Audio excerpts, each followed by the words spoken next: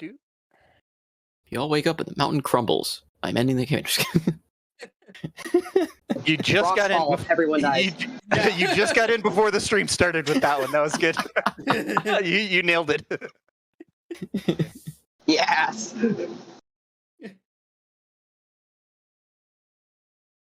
Ready when you are. Okay. So, like I said, we kind of ended with everyone reconvening at the Rockin' Inn. Alton had enlightened everyone with the knowledge they found. Absinthoth had enlightened everyone with the knowledge he found from his deity. There was a discussion on, finally, Absinthoth kind of alluded to a little bit more about his powers and goals with it, which still sparked a bit of unrest, I guess is the best word for the group. But they turned him into a dog, so I suppose there's that. For a bit, we learned that. For a bit, yes. You learn that the amulet, when put on, will turn the wearer into a canine, incapable of speech, and removing it forcefully inflicted a psychic backlash to its wearer. Let's see. But yeah, we'll pretty much start off. You guys all, other than Evian, who'd wandered back to the tavern at night, you all took refuge in that secret room beneath the Rockin' Inn. So we long rested. Yep, you are long rested. You are nice. Back to normal states. I think the only person who still didn't have a voice was Andros. And that is back. Thamor. I thought Thamor was mute as well. Did Thamor lose his voice too? Yeah, I think he did. Okay. But no one can tell. No one can tell. That one's, well, those are all restored. That time frame has passed. So you do have your use your voice back. But at the moment, a few of you seem to wake up early. Andros, or Alton, Absinthoth, Thamor, if you wish to awake as well, Morani. Go ahead and get started with you guys. All right. Everybody up? Can I, before we start, just go ahead and roll my d6 to see what my cosmic omen is for the day? Yeah. Go for it. Cosmic omen. That doesn't sound very good. That is woe. Great. Sounds great. I like it. Woe be unto thee.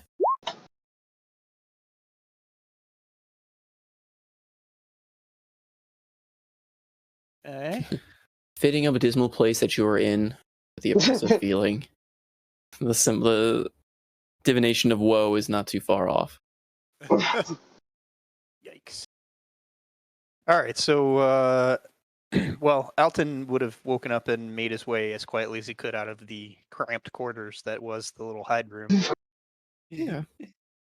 Goes up and tries to find the bartender. Yeah, the bar is empty at this point. Ivy, however, is behind the bar, though he doesn't seem to be doing a whole lot other than just kind of the daily or early minutia of getting a bar prepped. Though, even then, it looks like he's going through the motions, cleaning glasses that are already been cleaned. Morning, friend.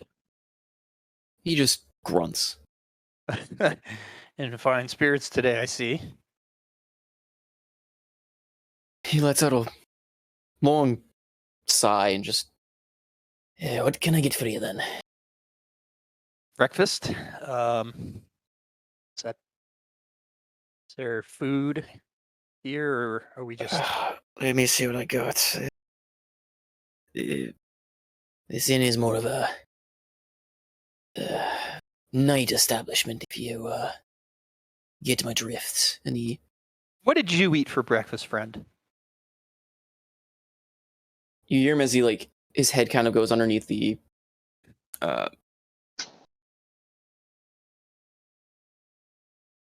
words. He goes, he pops his head under the counter. You kind of hear him rummaging around different plates and stuff.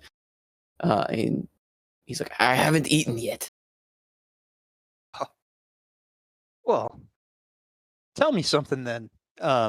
Is there a place nearby where they give you breakfast?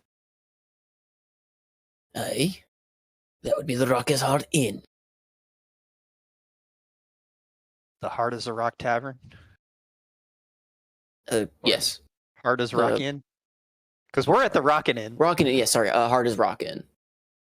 Uh-oh, Yes. go back over there, huh? It is. All right. That, or if you happen to be a friend of the guards, they have their own eating arrangements. Interesting. I don't want to tempt fate so early in the day, so you know what? You just sit tight, and I will be right back. And I would like to ask the GM if I am able to make some sort of roll to don my disguise, go over to the Heart as a Rock, collect enough breakfast items as would feed hopefully all of our party and Ivy, and then trek back over to the Rocket Inn with all that stuff. You can, however, the Rockin' Inn, or not the Rockin' Inn, sorry, the Hard as Rock Inn is not going to be a simple. Well, we'll see. Because as you don your disguise, because you took the form of the dwarf that you met on the dock, right? If I'm not mistaken. I think I said it was a guard. Okay, I think I picked one of the guards. That's what I thought. I couldn't remember if it was the guard on the. Yeah, it was the guard on the dock then. The one where you went to go see the cleric. Yeah. Okay, so you don that disguise, and the ring. You just feel this energy coursing through the ring, lancing up your arm, enveloping you this soft blue light as your form changes, and as you look down to your hands again, wearing the ring, you see the scraggly, large hands of a dwarf. In that form, you really don't, no one really pays you any mind walking through the streets. However, you do notice that as you get to the Hard as Rock Tavern, there are a lot more guards than you remember. Well, less than, the siege of basically last night, but more than the 2 that had been posted prior. Seems like the heat is picking up. Heat is picking up, and they may be doing other things and looking around. Yes, so now there are 4 guards stationed outside, forming a bit of a wall in front of the door. You hear a bit of clamoring and commotion going on inside. Kind of the banging of chairs and stuff like that, which we'll have to get to later. But Evian is not present downstairs at the moment. Would have been. Did she make it in? Yeah, she made it in last night. When everything had initially calmed down, they were like everyone was out looking. Okay, and then they came back too. So I'll try and make this as short for you as possible, unless you want me to roleplay a lot of it. I'm hoping to get food for everybody. The way I want to get in there is with my disguise the way it is. I'm hoping to approach the wall of guards and make like I'm the movie set grip guy who's just going to give everyone coffee. Like I'm the soldier that they sent back from some other patrol or something like that, and they're like, "Get us some food, kid." You know what I mean? And like, so I'm like, "Look, I'm just here to get food for this other squad. I'm gonna take it and go." Okay.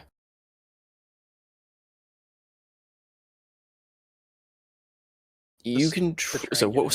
Okay. Do you want to roleplay this out, or do you want me just to kind of tell you what the reaction? I don't, because I feel like I'm wasting everybody's time just doing it.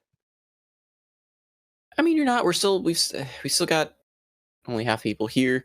Yeah, but me and Absintho's got other stuff to do. I'm just getting. I will say that interaction is going to be very awkward because if you approach the wall of guards, they're going to stop you and kind of give you an odd glance. They're not expecting. Yeah. They're not expecting any more people to come to the tavern. And if you try and mention that you're getting food or stuff, that's going to raise a few alarms in their head because they're going to immediately kind of look at you suspiciously going, why didn't you just go to the guard hall? Oh, that's true.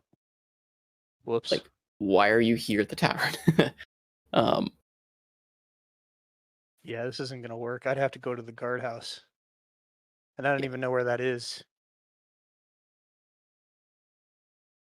But if I don't go in disguise, they're going to know who I am. Oh, no, they're not. They don't know you. They don't know who I am.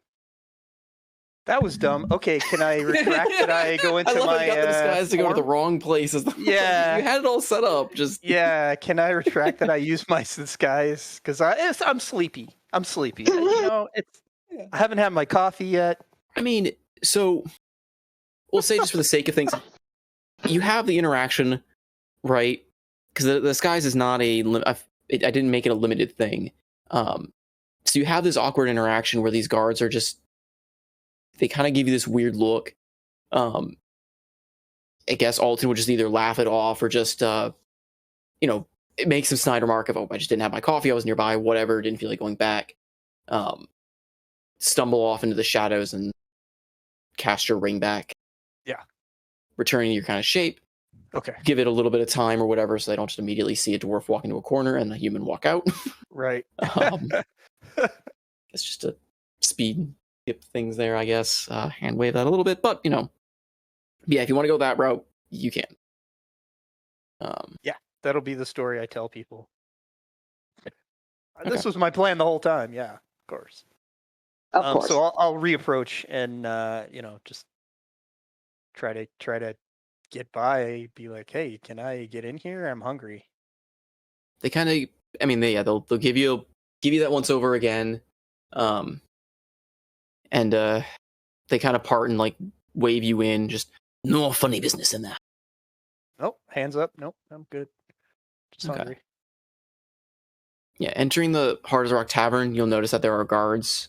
There are 3 guards kind of roaming around the tables. They seem to be just kind of scratching about, looking around.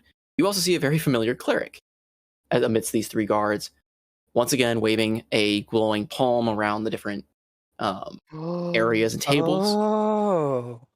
And she doesn't seem to notice you. She's very initially focused on her spell as she's casting. There are no other... Well, okay, that's not true. There are patrons. However, they all seem to be kind of put into one corner, occupying a small table and booth. And the elven bartender is sitting there nervously, trying to clean, and sees you coming in and just gives you a very forced smile. Reading the room, Alton approaches her and solemnly, asks for breakfast like tack and stuff, and I'm wondering how I get it somewhere.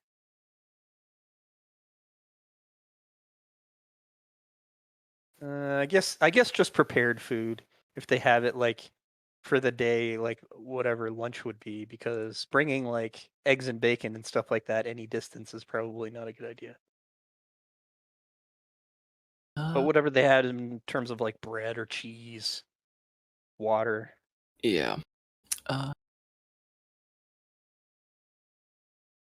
Bagels. English muffins.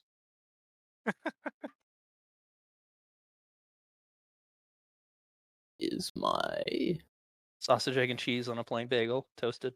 Yeah, that one. No. They probably would have sausage. Dwarves sound like the type of people that would have like sausages. I don't remember where I wrote down this character's name. I thought I wrote down the character's name. Well, I'm gonna write it down right now. What's his name? Her name is Edwina. No, not her. Well, you're talking to just made that up. I don't know Edwina. what. Oh, no. Well, I mean, it sounds like. Sorry, I thought you meant Edera. No. Edera. No, I'm the proprietor of this inn, the elf. I thought I wrote down. Thunder. Well, I'll give you time later. All I want to do is get out of here with the food. Yes. Okay. Yeah. He. Yeah. I guess if you don't want to RP it. Yeah. If you don't want to RP it, he's mainly just going to say they didn't have time to really prep anything this morning. The guards have been pretty much have been carefully searching. No food here. He has bread and cheese, simple things that didn't need prep. Okay, all right, good. But anything more than that is they just haven't had time or give me ability. A bunch of it. Yep. Yeah. So he offers you the bread and cheese, and doesn't ask for payment initially. So really, mm-hmm. I would like to RP that. What are you not taking money? I don't. No. For our guests, we initially do not charge a fee until they've been processed.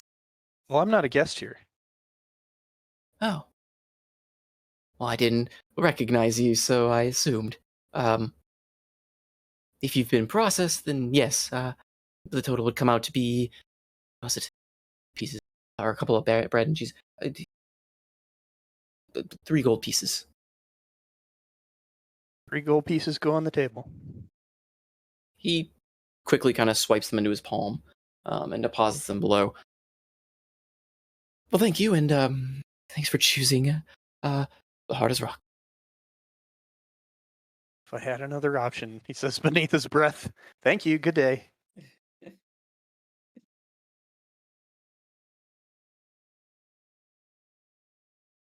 And are you? I'm guessing, are you leaving? Or are you? Oh yeah, right back. Okay, so yeah, Edbera doesn't notice you. A bit of a surreptitious route just to make sure the guards aren't following me. Should I make a perception check or something? Well, no, I'm gonna have you roll. I'm gonna have you roll basically when you not interfere, when you're trying to leave. Okay, yeah, I'm leaving. Because the guards are initially, when you're trying to leave, they're just gonna kind of look at you with the food. And, where are you off to? You know, no one's supposed to be leaving here. You just let me in. I was here for Yeah. food. I need to go. Once you go in, you're not coming out. Once you're in, you're not supposed to come out without a reason. What's it gonna cost me? Well, I didn't say anything about that. And he holds out his palm, and you see other guards just kind of looking away, kind of whistling a little bit. I fish out a couple of gold. Okay. He takes it, jingles it a little bit. Yeah, I've seen better, but alright, be about your way. Good day, sir. Yeah.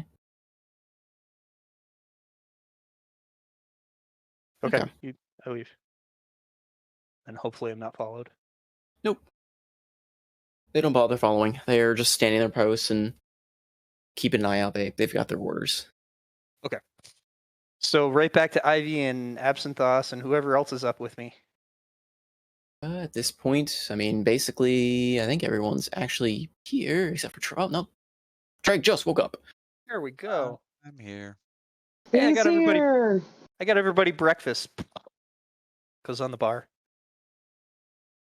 That's nice of you. Ivy, this is for you too. He looks genuinely flabbergasted at that, and kind of he takes it and just gives you a bit of a nod of approval. Bartender.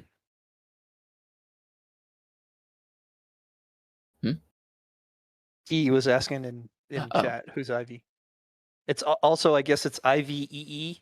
I didn't know that, but Treg wrote it down, so. I never broke down on the actual I spelling. probably wrote it down phonetically. It's Ivy as an IVY, like Ivy. Oh, okay, so I wrote it right. It's a real word, and you still fucked it up somehow. What's his All right, well, anyway. name?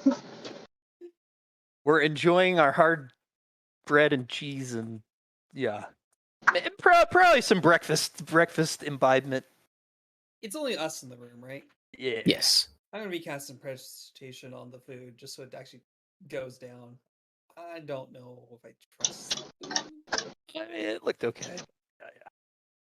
Yeah, I don't think it's to my tasteful sense, so I will just reflate. Doesn't the den have that door that leads to another place? Full of food. Yeah. Technically, he does. Zidane has the door back to his home. Oh yeah. What a waste. Well, he wasn't awake yet. I don't know. I don't remember that. Has he ever used it before? He's Yeah, on the boat. just on the boat. It was one of the more recent acquisitions. Yep, I just remember on the ship. that. Okay. Well, I did something stupid there, but that's okay. What's I up, came out with a little info.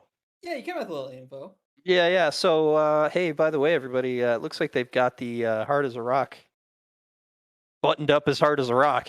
There's a bunch of guards in there, and I almost didn't make it back out if it wasn't for a couple of gold. They are Big not letting surprise. anybody leave there, and they've got their clerics looking over the place with a fine-tooth comb. Is Evian still there? So Evian, as I was gonna, whenever we got a moment to kind of flashback, because she snuck in there last night. So if we want to quickly play that out, Evian, when you snuck in at the end of last session, kind of passed out in the corner. Yeah, Thunderhand would appear fairly early, like almost a few hours after you got back.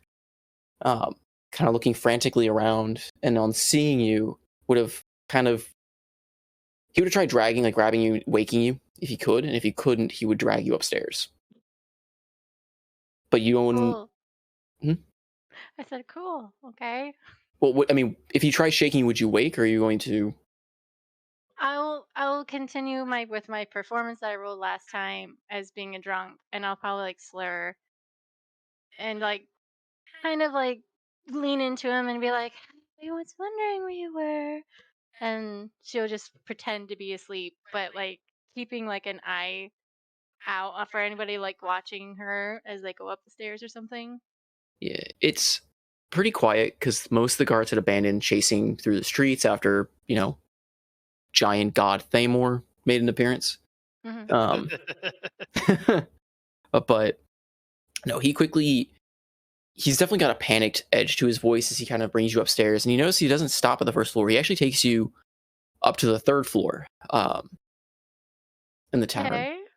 And brings you down one of the longer halls to a set of rooms in the back. He pulls out a key he's got on him and opens it. And as he's coming up, he's like, hey, dumb girl, they're after you, you know. I'm sticking my neck out like this. I'm gonna get sent in our city for sure. And What do you mean? he kind of pulls you into this room. And it's a fairly well kept room, like a tidy little room. Bed and simple furnishings and a few sets of armor kind of set off in the corner. And as he brings you in, he closes the door and locks it behind him. And he keeps his ear pressed against it for a little while. You and your crew cost so much of a ruckus. Is that what it was? Oh my. Oh, I just have a throbbing headache. I can barely remember anything last night. I I know there was a lot of dwarves complaining and a lot of people throwing people. Uh, I don't remember. And you say what's with my crew? Where? They got tangled with the wrong dwarf and got into a big brawl. Fists were flying. One of your crew members got real big. Like, real big. And She raises a brow at that, kind of like her eyes widening a little, nodding her head slowly. Oh God. there's a warrant out for him now. Initially, you were to be kept here and detained, but now they may throw you. They're looking to throw you in the cells. Once you go down there, nobody comes back out of that, girl. I take it I'll be going down there. Not the old Thunderhands here can help it. I like Elas. And not for just the, he kind of, his face just grows beet red. Yeah, that part. Well, I appreciate it, Mr. Thunderhand. I really do. Now I just gotta figure out what to do with my friends. Now that they're out somewhere, alone, and unprotected, and well, I'm sure they're able to handle themselves, but with all this chaos going on, oh, I worry. You see him just he removes his helmet and just starts stroking his hair back a little bit, like he's worried. He's pacing back and forth, trying to think. Hey, they don't know where they are. They're looking. I don't have many contacts. I'm not. I'm just. Look, I'll keep my ear out. If I hear any news about them, I'll try and let you know. Right. Okay. Thank you. I appreciate it so much. And she You. gives him a hug. But over her shoulder, her face is like stone. This is her head. She's like, God damn it. I just you rest here, lass. I gotta go help with, guard the investigation and everything. No one will bother you up here. Just keep your head down, rest. We'll figure something out. Okay? Right. And she'll pull back and give a small smile, still putting on that worried expression, and she'll just look around the room a little bit. I'm guessing there's no window since it's a cave room. Nope. Great. So she locked herself into another room. Got it. Well, it's not. I mean, it's not locked from the inside. Like he Right. can't. But, and yeah, She'll just let him go and kind of like squeeze his hand before slowly getting herself up and out of his arms before just staggering over to the bed, just laying on it, just flat down on it, still carrying on her performance of being a drunk hangover. he just looks over, kind of nods a little bit, puts his helmet back on, kind of pumps himself up a little, like okay, all right, and goes out the door, and you hear it close, like slide close behind him as he clunks down the hallway back downstairs. We'll hop back. Alton, he was actually one of the guards you saw, though you don't know, you don't know him, but he was one of the 3 guards that was downstairs. Okay. But yeah, you wouldn't necessarily know that. Yeah, I wouldn't know that. So that's where Ebian was. So as far as the rest of you then in the Rockin' Inn, you have your bread and cheese. What's the plan? I was gonna grab Absinthoss and head out and look for the dock guard station. I don't think there's many dwarves as tall as I am. Have those of us who lost our voices, have those come back this Yes. morning? Yes. Okay. Thank you. You regained your voices over the night. Absinthoss, I thought you had a disguise. Looks exactly like you, Alton. You chose to make a disguise that looks like me? Snaps his fingers again. He just changes it to I'm blanking on the name. Morani.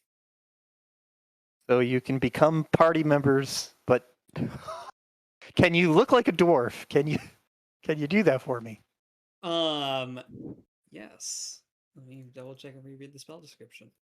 Is it disguise self? It is. Yeah, so Yeah, you should be able to do it. It's just won't hold up to physical inspection, I believe, and it will only last for an hour. yes. And it's okay. I also got minor illusion. Me. As a cantrip. So do you want to help me see if we can figure out a plan for if we have to leave on our boat, how we might stall the guard? That was my first order of the day, is to see if we can foster an escape plan. I don't trust Be a Mort good as far as idea. I can throw him. Is Mort in the room? No. Good. Mort has not woken up yet, Oh, okay. and likely won't for a while. All right. Yeah, I wouldn't trust his escape plan either.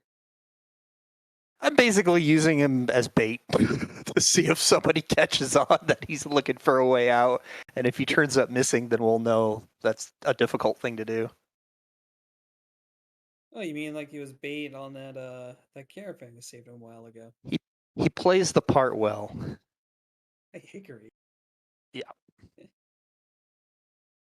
So with that, is there anybody else is gonna come with us to see about that, or it's just you and me?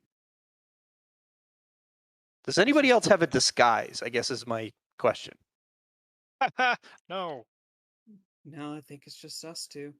Okay, well let's head out, and with that, Alton twists his ring and he becomes a dwarf guard.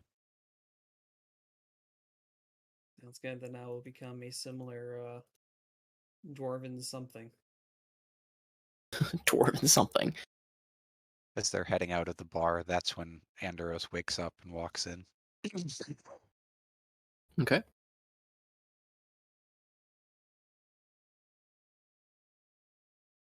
So we'll jump to you two. Andros, Thamor, Zidane, Morani. What are you guys planning? Zan Right. stretches his hands and yawns quietly as he hears, I suppose, the other two leave. Oh. Lordy, lordy. Where are Oh. they off to so early? Oh, you can speak again now. Oh, yeah. That was a trip. Yeah. Right. You got an ale? I imagine the proprietor might. Fair.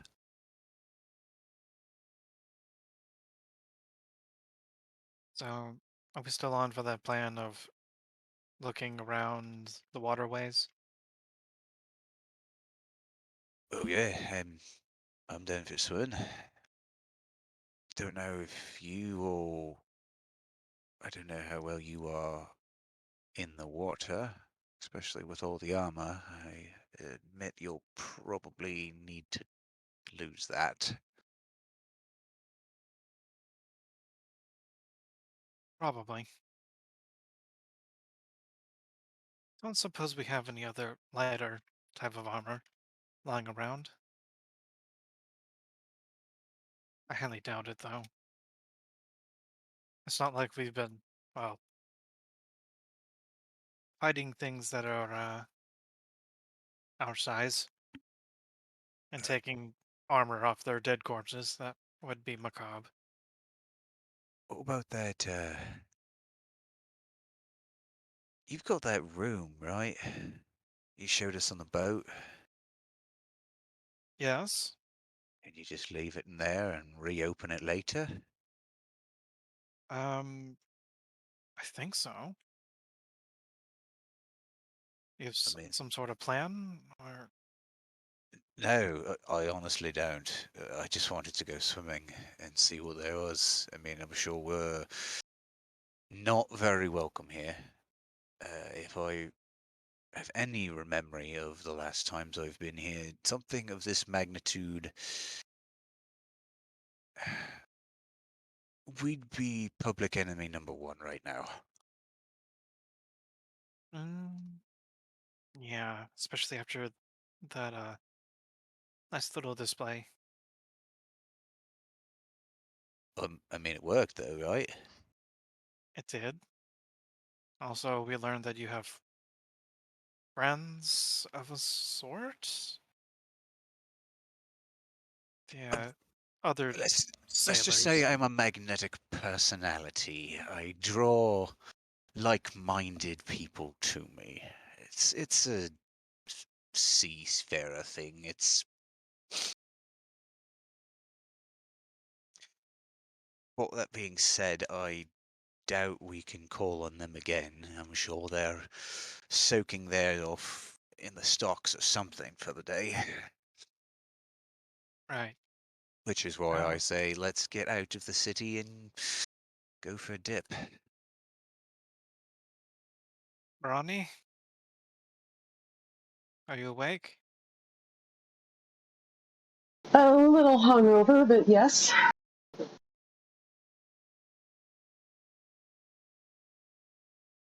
Got Did a I cure for cast that. lesser restoration on you last session? I don't remember. I think I did. Oh, did you? Yeah, I think you did, now that you mention it. I don't think it gets rid of everything, but at least it gets rid of disadvantage and whatnot. Yeah, I got rid of my exhaustion, as I recall. Yeah, I'm glad that you said that, actually. Okay, so rewind. Bit of a headache. You see Andros lift like a sphere of water out of a nearby tankard magically. Yeah, I can give you a quick shower. I always worked on sea.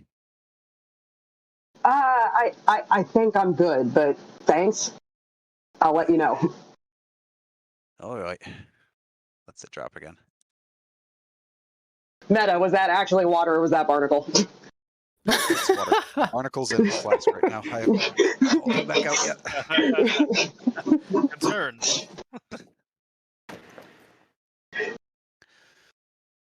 We always have to ask now. Yeah. Is it really water? Or... You do the Thanos Ant-Man maneuver.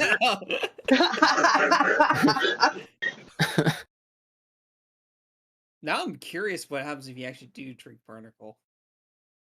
Uh-oh. You'd have to pee out barnacle, and then he would be pee barnacle.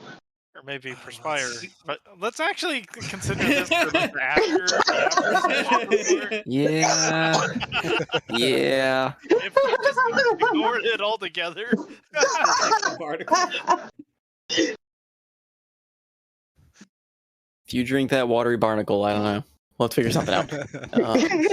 Ploink manifests. Oil barnacle? Is it barnacle vapor? I mean, I have rules for it being to like be summoned. It basically acts like a familiar in a sense, so it would obey certain like properties in that regard. But I guess the same question is like if a wizard casts familiar, you just consume the familiar. I don't know if there's any rules on doing that. Poof. Poof, yeah. Good magic goes ploink. All right. But by the way, Moroni, Yes, Andros. I don't. Let's never really known of any of sort of magic that can allow people to breathe underwater, but you seem to have a special sort, something more maybe primal about it. Are you able to do anything?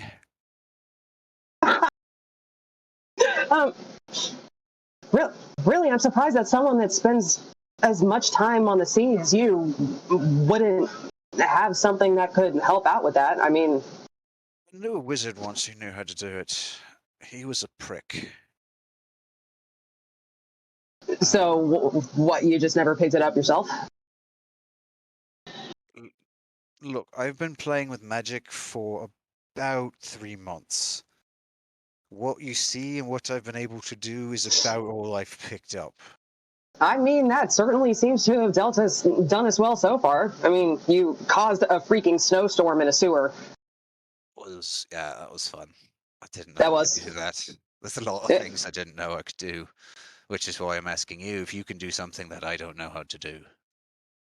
Well, as a matter of fact,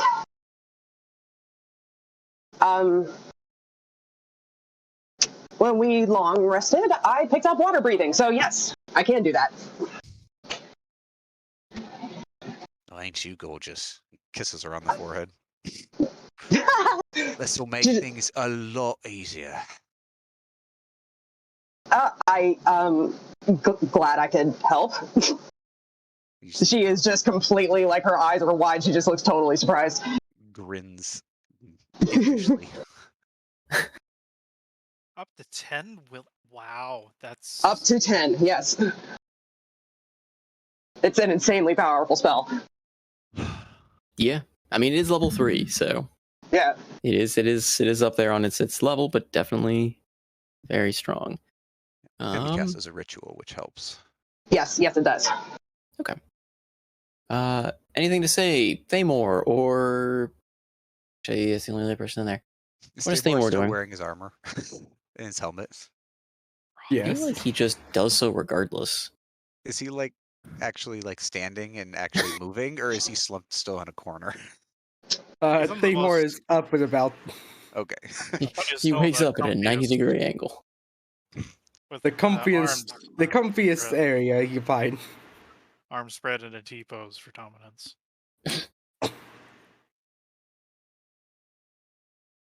He's up and about looking at the food that Alton brought over. Oh. didn't know we had breakfast. Walks over and starts digging in.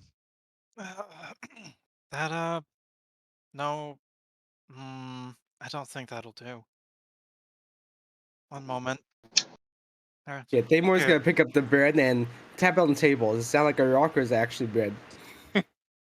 A little bit of A and a little bit of B. It's pretty tough bread. You see Andros chewing away. Ash, not bad. I've had worse. Probably go good in a stew.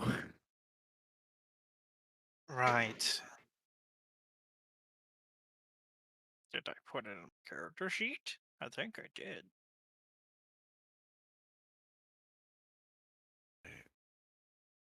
It's the four of us, right then? We're going swimming. Is Doggo coming?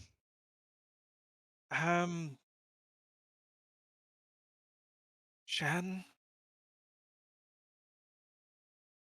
Don't She- think. She lets out a bit of a small whine. She would fall under the umbrella of my water breathing. It says willing creatures. So, Whether or not she likes to swim is another question. yeah, but the option is Yes, the option is there. I mean, most pooches I've ever met love the sea. What's her name again? Zidane? there. Shinari? Name Shinari is the- Shinari. Shinari the Brave. Sheer. She's a little goblin girl. Uh-huh. Does she have a mask? No. Bummer. Okay. So what's your plan then? With just to kind of get things rolling with the fact we got a 3-split multi-party again. What's your plan for the underwater excursion? Like, what are you guys doing to prep for it? Or are you guys going out now? Or are you waiting till nightfall? Where in the water are you going, basically? Because my amazingly drawn map is, there. Well, I do think that if we walked into the water in the middle of the day, it might draw some attention. Nah. And we just run and jump in. There's guards upstairs in the main level of the Rockin' Inn? Of the Rockin' Inn? No. Okay. It is empty right now, other than the bartender. And you guys. Okay. This inn is definitely more of a nightlife for kind of more of the local groups, as you've noticed, or those that are a bit on the seedier side. At least from what you've gathered. The Hard as Rock Tavern is basically where they keep everybody else.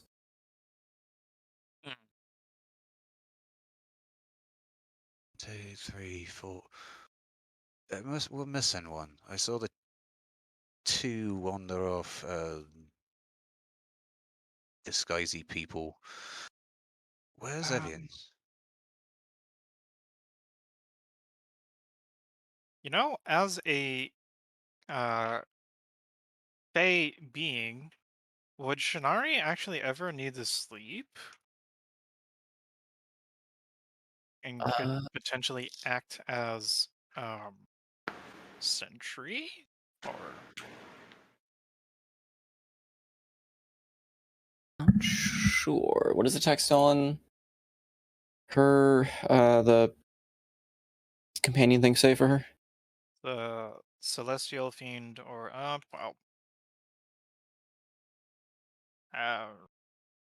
think that's probably asking for too much. Because I mean, even if it's of some kind of plane, they usually have some form of rest, whether it's returning to their plane or resting on the current plane. Because even like summoned entities have that. She is on this plane of existence until whacked or dismissed, and neither of those things have happened. Okay, I would imagine she needs some form of rest then. Okay. She's not I mean, otherwise, theoretically, you just have her infinitely run on some form of treadmill and produce electricity, and you've got your infinite Shinari power. It's got electrolytes. Hey, it's all green energy. Oh Okay. But yeah. Yeah, none of you saw Evian slip out last night because she basically didn't even join you guys. Well, here's an idea. Maybe, Shan, do you think you could slink around the city? Then again, almost as big as a horse. Yeah, I think the giant green leafy dog is going to stick out almost as much as my blue ass. Hey, you're blue. You'll blend in with the water. Yay. She's green. That's different color. You do know your colors, right? Yes, you're blue. Good. We're on the same page. Uh-huh. You see him raise an eyebrow. Goes back to eating. Right. Damn. Would be nice to. Didn't Evian said that she was going to try and get more information from that dwarf she had acquainted herself with? Oh, trust me, lad, it was a lot more than acquaintance. I've been trying not to think about it. Not exactly sure what that means, but Just he pats his hands on the shoulder. That's all right, lad. I just know that she was a little bit miffed at the fact that her information was sort of, well, we found it out on our own while she. That's a fair reaction. Feel a lot less bad about getting breakfast this morning now.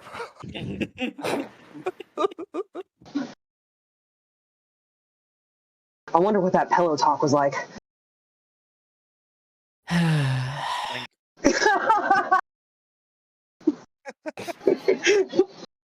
Full of stone and thunder jokes.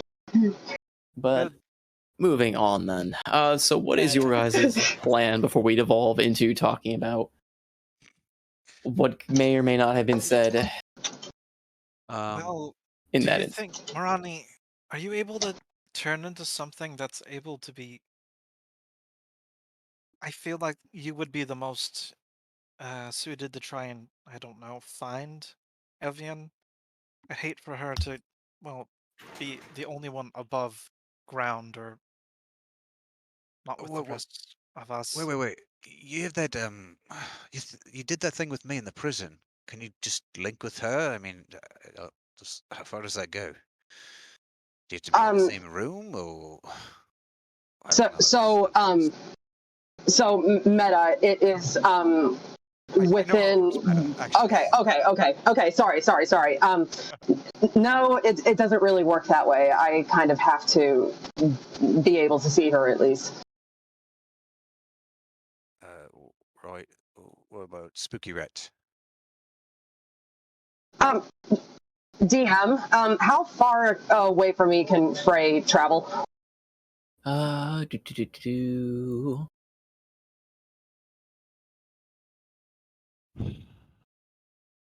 Rat. Operation Spooky Rat. Operation Spooky Rat reprise. It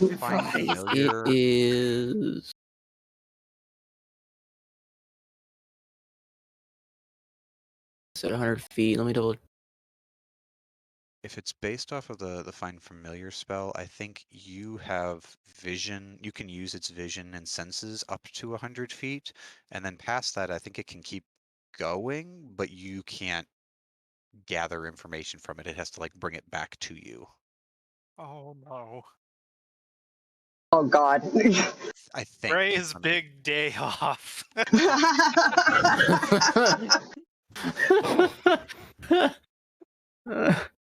Okay. Yeah, I think I wrote down. It's just take from the. Yeah, I took from the familiar stat block. Yeah, well, your familiar is within 100 feet of you. You can communicate with it telepathically, so it doesn't say anything about it can't go more than 100 feet. It just you can't. I wouldn't be able to talk to him. I mean, I could send him out looking, and then if something horrible happens, I can just summon him again.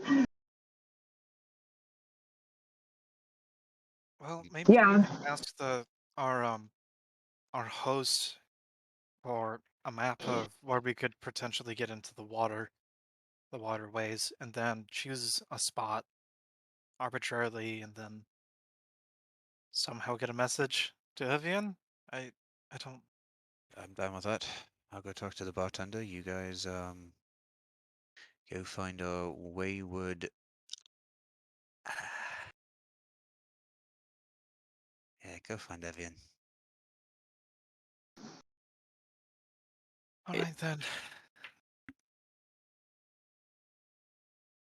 Evian, what are you doing then? As they spend most of the morning deliberating. Is it possible, like, she can actually go into the corner of this room and, like, meditate to see if she can actually communicate with the druid through the Fey realm?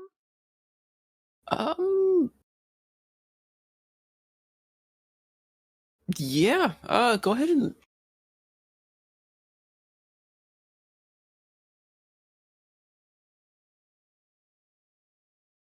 Go ahead and what?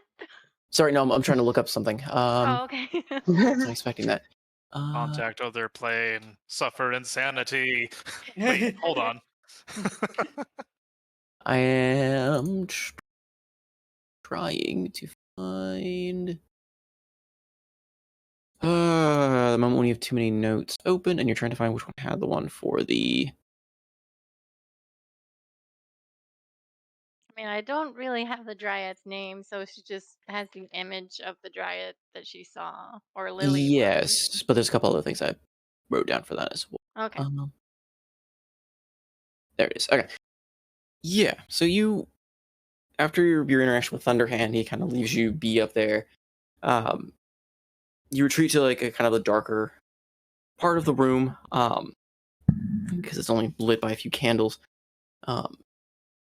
And you sit there and try and focus on the dryad you'd met, that time you spent in the Fey Wilds. And as you're focusing on it, the room glows around you a little bit as the tattoos in your that had encircled your arm and horn starts to light and glow again. Slowly, dimly at first, then picking up and growing a bit brighter. And you feel this link to your bow. Mm. And as you open your eyes again, you're sitting amidst flowery field full of trees. Full of trees and the swaying breeze of flowers, grass, and all sorts of vibrant flora around you. And sitting cross-legged in front of you is the dryad. Evian nods to her and be like, I am sorry to call you upon this time, but I have a couple requests, if you don't mind me asking. One. One is, what exactly is going on in Dunmorok? Or do you have any knowledge of Dunmorok? What tragedy came across this place?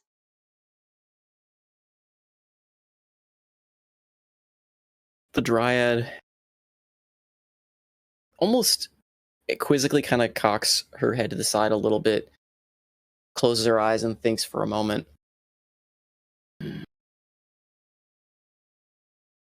This is not a place I am familiar with, Sapling. Understandable. What is... Continue. Sorry. What is going on? What are you seeing there? From what I know is that people have mysteriously disappeared. There are rumors of something wrong with the king here, and that's really all I know. I just know something to do with one of my we're doing my companion's quest, trying to pick up another piece of a crown. I don't know what kind of crown, but uh, I'm not. I'm failing in my duties of who I am and what I should be, and I should be thinking this thoroughly. But I'm kind of like stuck in a bind, and now all my thoughts are muddled. and it's throwing me into confusion. But Poor kings, poor kingdoms. This sounds like an average day for a human. yeah, sounds like it, doesn't it? And she scratches her cheek at that. And my second request is there a way that I could, how I wouldn't say it, become one with my surroundings, nature like, and not be seen by others? It's probably too much to ask, but I thought if there's some way if I can get back to my friends, because I need to deliver some important news.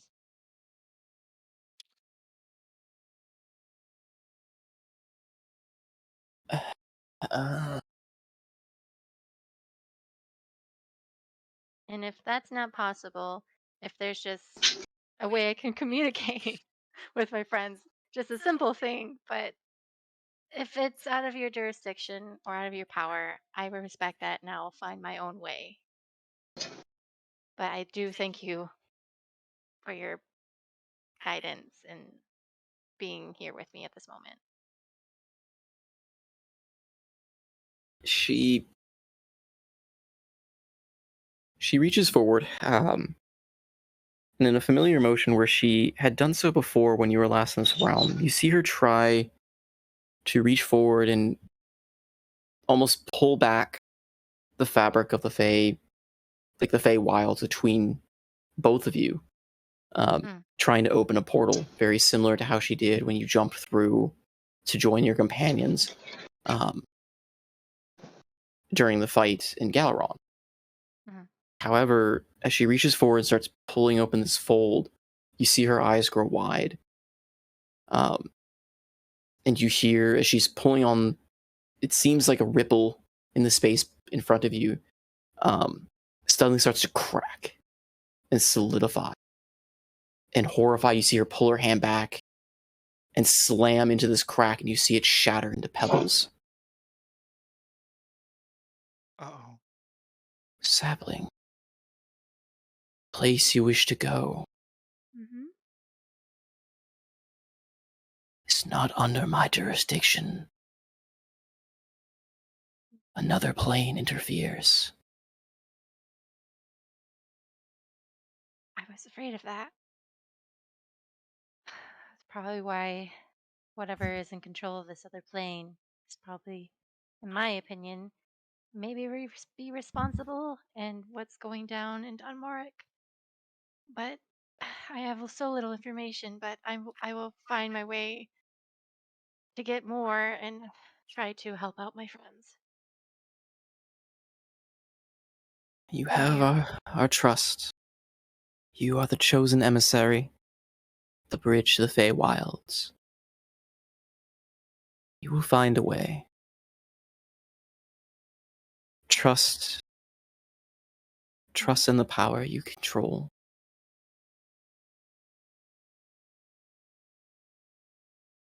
She takes a deep breath and she nods slowly. You're right. As for moving silently and through the cities and all that, isn't that why that you became a ranger? And as she kind of, She smiles at that and gives a nod, closing her eyes and everything. and as you close your eyes, you feel the aromas of the flowers and trees fade away, replaced with the silence of the stone room. And Evine will open her eyes and she takes another few minutes to collect herself before clicking her tongue, and she opens her eyes before getting back up on her feet and she's like, right. Time to get out of here. So you said the inside was not locked, correct? No, I mean the locking mechanism is on the inside of the door, so it's basically just an inner latch. The key, removes the stone latch. It's not a particularly complex or well guarded door. Right. Okay. So it's locked from the outside, but you can unlock it from the inside. It's not a Okay. prisoner's chamber. Right. So what she's gonna do is she's gonna unlock the door and kind of like peek her way, like open the door like a crack and peek her out through the hallway to see if there's anybody at the end, at either end. Nope. It is empty. Okay, so can she stealthily approach to like almost the end of the hallway where the stairs are and like slightly look down to see if there's guards posting on each floor? As you look down the staircase, you don't see any posted on the second floor, but you do hear. Go ahead and roll me. Go ahead and roll me a perception. Okie dokie. Some dice rolls going. Dice rolls in the tabletop game. Yuck. Fancy shit. Yeah, you don't. Off to a great start. Yeah, there's no immediate guards that you can see. You hear the clamor of things going on the first floor, but it's kind of garbled. Okay.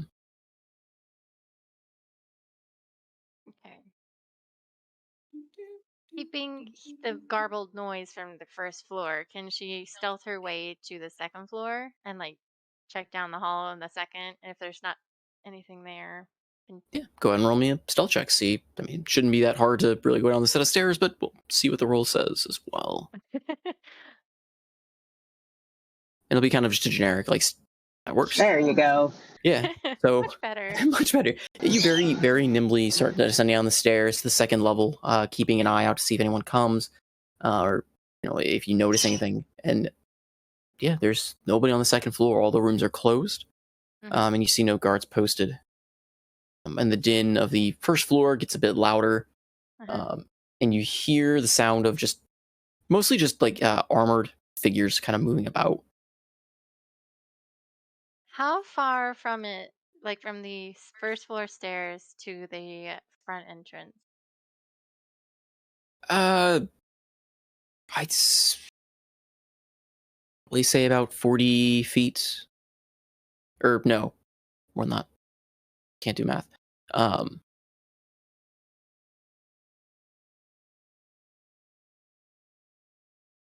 okay. Actually, it's small. It's about 50 feet. It's not that. 50. It's not a giant room. But it's not a tiny room. Going straight across. Okay. And the most. Okay. And wasn't there a guard that was thrown out one of the windows on the first floor? A while ago, yes. Okay. Can she continue stealthily going down to this first floor and like keep to the shadows and kind of see how far is it from the stairs to that broken window? Okay. Yeah, you kind of edge down the stairs, and as you get a more clear view of the room, again, you notice kind of how I described to Alton initially, a few patrons sitting in a corner, looking fairly worried and just kind of forced into that corner. 3 guards, including Thunderhands being one of them, are just kind of milling about. More just bored expressions on their face than anything else. They're not really paying a whole lot of attention. They just seem to be going through the motions. And then the one dwarven cleric is kind of going about the tables and chairs in different areas, waving a hand over. You do notice as well outside the establishment, at least through the windows, you can see at least 2 guards standing guard outside. And the front entrance? Mm-hmm. Okay. And how far is it from the window? From the window, it's still about 50 feet. I mean, the windows... Okay. Yeah.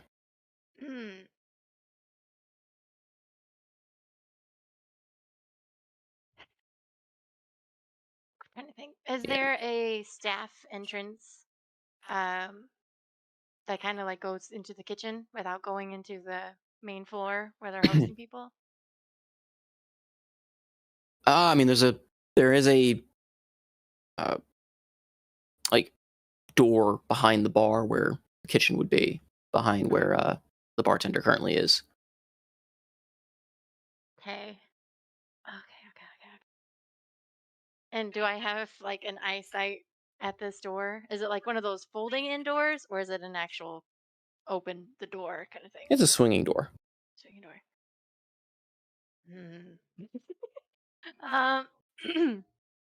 I'm trying to do something a little bold, but kind of like keeping in a crouch position. She's gonna misty step towards the swinging door and go through the door Ooh. into the kitchen. Okay. We'll do that real quick. I forgot to pass this asleep. Okay, so Yeah, I'm leaving like 5 minutes, so. Oh, I'm Yeah. sorry. sorry, I forgot about that too. I got kind of lost in setting this up. So you managed to very quickly dart, like crouching down into that kitchen. You do notice that the proprietor, like, does spot you as you walk right next to him, and he kind of at first gives a bit of a startled expression with his eyes raised, and then noticing, he kind of catches on immediately, and then just immediately diverts his gaze and just steps in front of the kitchen door, like after you've gone through, and just kind of keeps going about his business as he backs up to the door. We'll get back to that in a second. Try and get some more for Alton and Absinthoss real quick. To answer what you guys put in chat, scout the guards. You might try and stop us from breaking the chain. So, you're looking for guard structures near the dock. Near the dock itself, there aren't, like, along the dock itself, it's pretty much a lot of just the wooden piers and such, with a lot of like heavy ballista set up on the inner parts of the dock, and that's what's currently got the chained harpoons set to your boat. So where you've got marked guardhouse, roughly would be where a ballista actually is. Okay. Feel free to change at any time. Yeah. So, it was just like a general weakness check or whatever, like investigation. And I bet Absinthoss has a pretty decent skill there, so. Are you trying to figure out, like, if you can break the chains, or?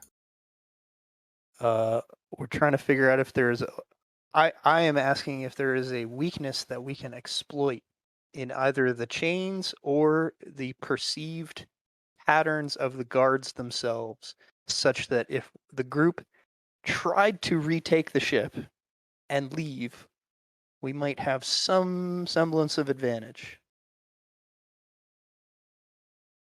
Some way to sabotage the guard or sabotage the ballista or anything like that. I figure Absinthoss probably be pretty good at helping me to investigate. Yeah, I'd probably be angling more for the social manipulation aspect myself. Okay, yeah, good.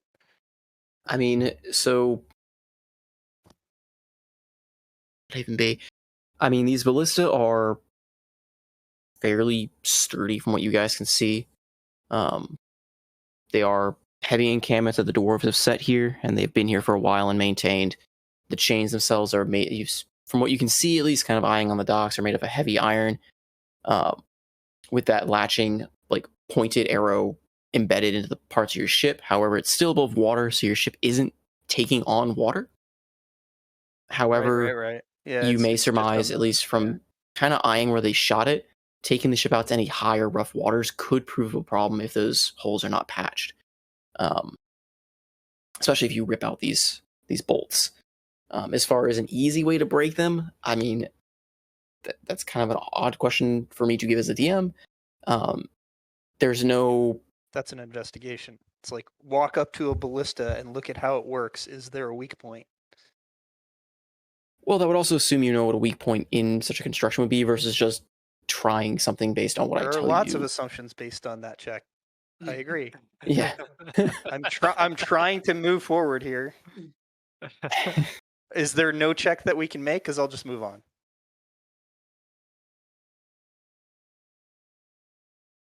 Let's just move on. It looks like with the ballista thing is when we're going out, I'll just have to be on mending duty for a bit. Yeah, I gather that we're going to have to individually go to each ballista and manually release it, which I had hoped to not have to do, but okay.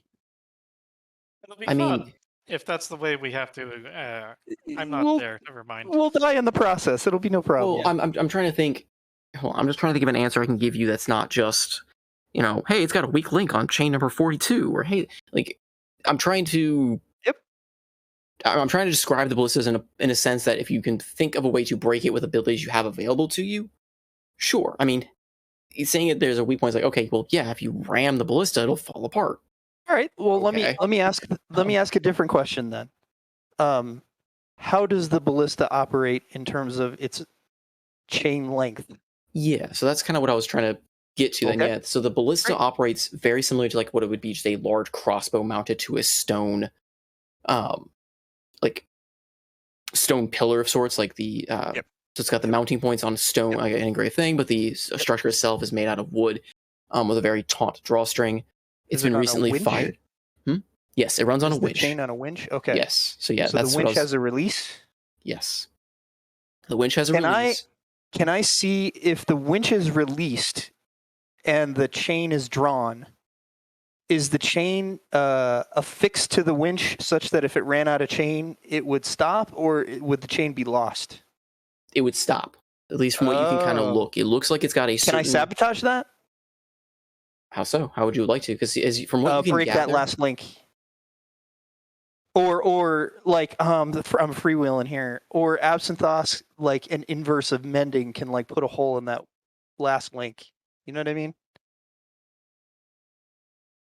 Like we just want to weaken that last link so that if we somehow manage to throw the releases, the chains will draw out of the winches, but they'll just go free, like losing an anchor that's not tied to a ship.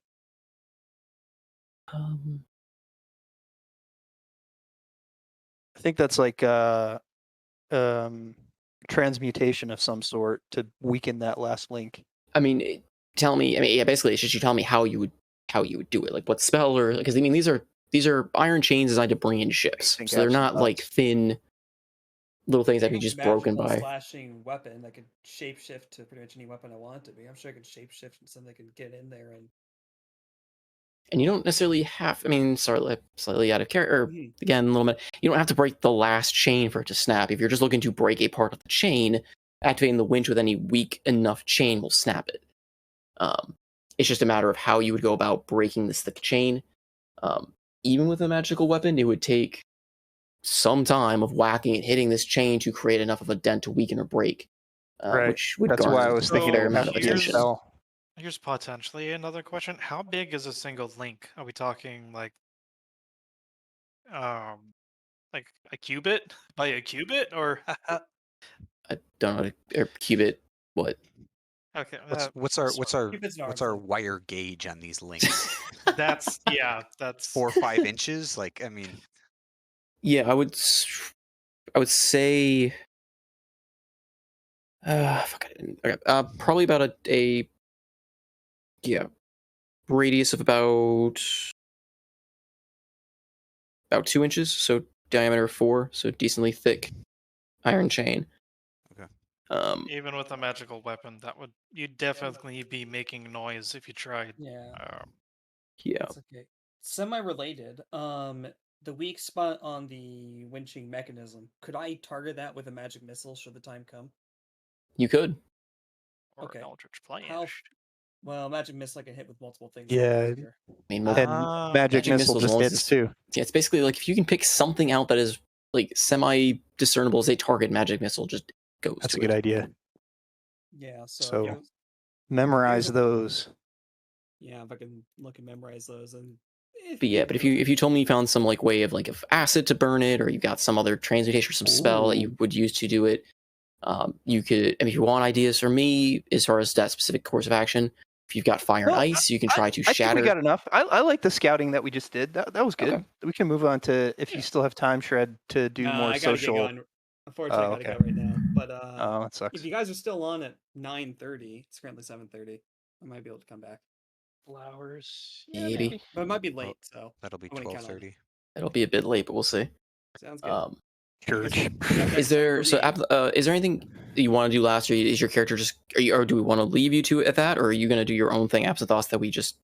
I was going to chain with Alta, and the only thing I can think of is if we're going to do Dwarvish. I'm still 50-50 if I want to cast tongues to speak Dwarvish or not. I think the current plan is just for me to be silent. If you want, I can just forego. You know, you can just do everybody else for 2 hours. I don't care. Well, I don't want to leave you out, but I don't know if the plan is to have Absinthoth like follow you around so explicitly. That's be kind of hard without him saying. Yeah, it, I don't unless want you want to play him for him. No.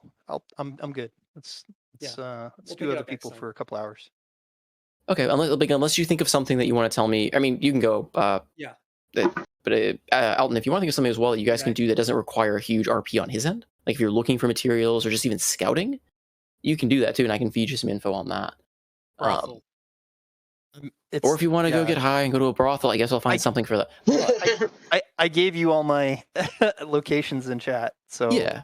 No, I know. As far as some of the specific details you're looking for each, because I imagine it's not just you're going to go there and take a picture versus go. I think it'd be more fun to have Absinthoth there in person.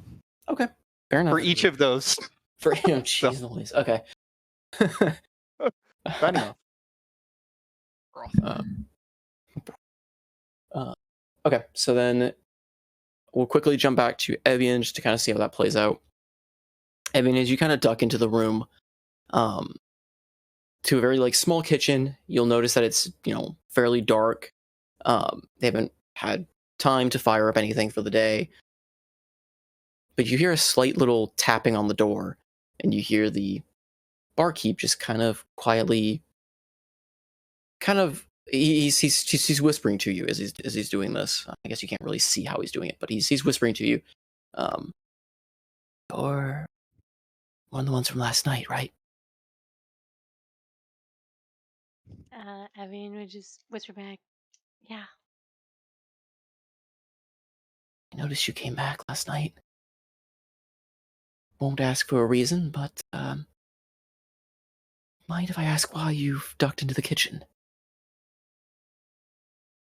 I have to deliver a message, so it'll be quick.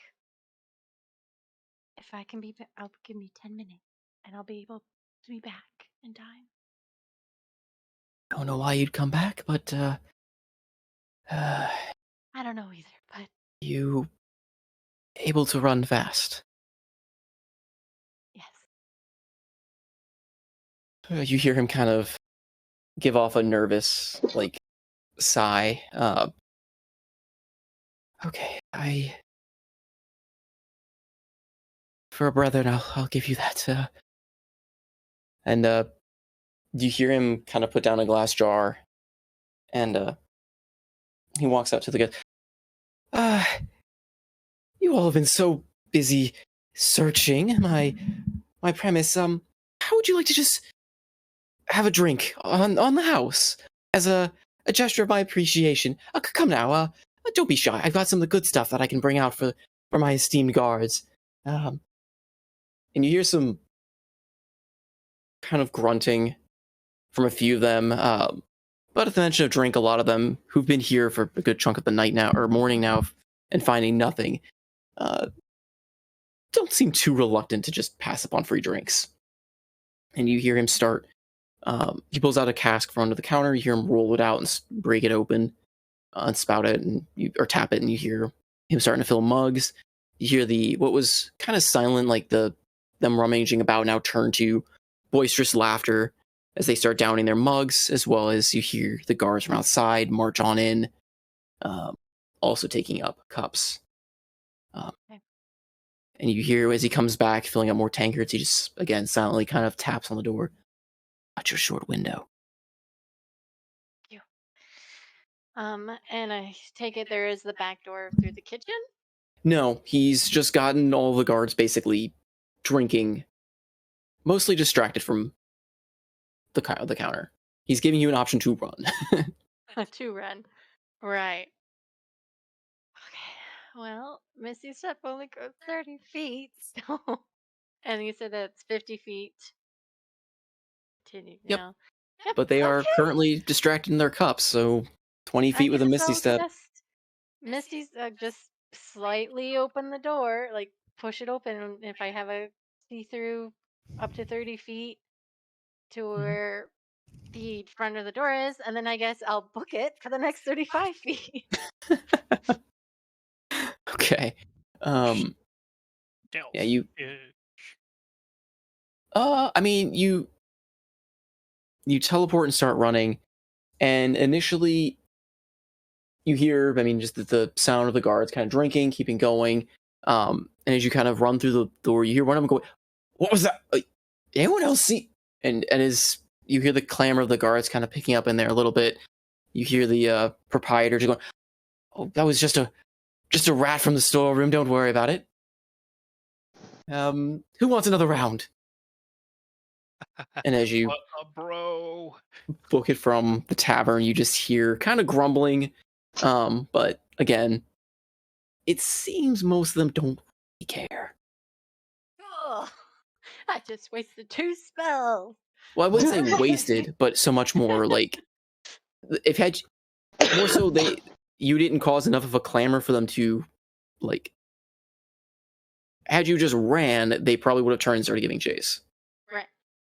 But you basically were there for all of like about like 2 seconds, I would say, of them being able to see you.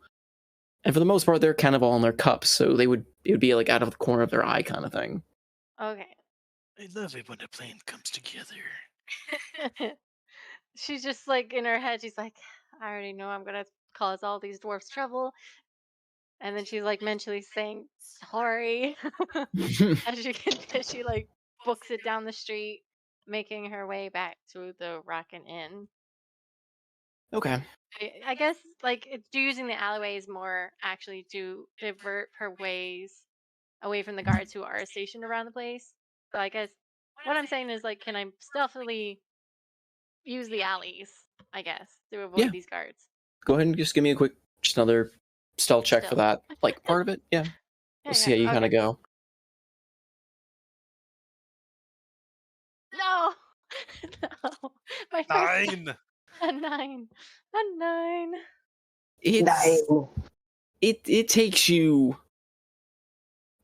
some time to get to the Rockin' Inn. As you try and take these alleyways, your luck is not on your side. As you kind of are in unfamiliar territory and are bumping into kind of like turning corners into guard patrols, running into a few stacked like boxes and stuff on the thing, causing a bit of noise, causing you to turn tail. And you basically are, I'm going to say you didn't necessarily like fail the check to a point where If it was a net one, hey guard, what's up? Yeah. you're basically, it's going to take you more time to get there because you now have to double back and lose the guards again kind of deal. Gotcha. There's not that many out at the moment, but it does take you significantly longer to get back. Okay. So you are currently more or less playing the Benny Hill theme song as you are going about. Just jogging around. Jogging around with guards constantly peering down like the alleyways that you're in as you cause a bit of noise and cause them to pick up their search a bit. All right.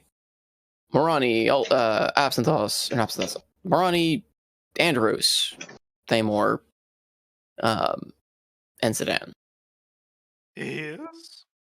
After your breakfast and discussion of pillow talk and other morning topics. Oh my god.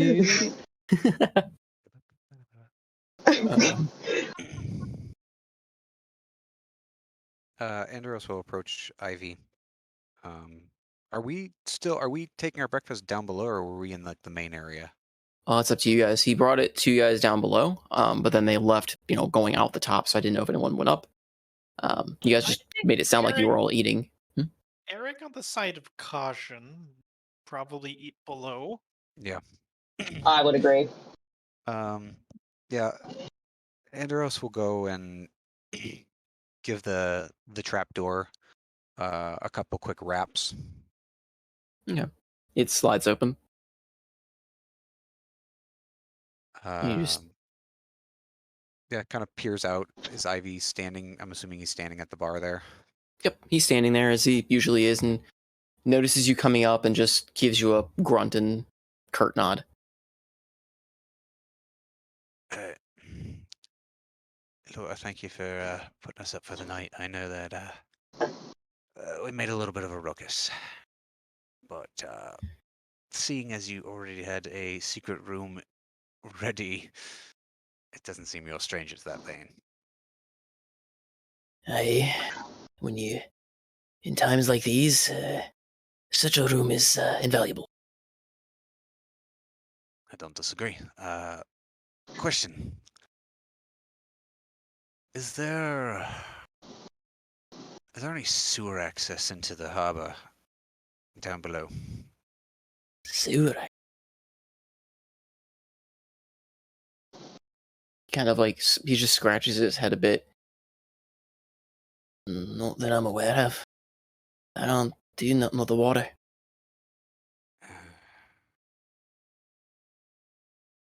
Well, I just figure. That one crazed dwarf would be the one you're after. Yeah. He's probably in the stocks, though, yeah? They just usually tuck him in the water, chuck him in the bay for a while. They can't keep him in chains. So he's just been floating there all night. Well, depends on how drunk he was and how nice the water was, I guess. And he kind of just smiles to himself at that. Shakes his head. Right.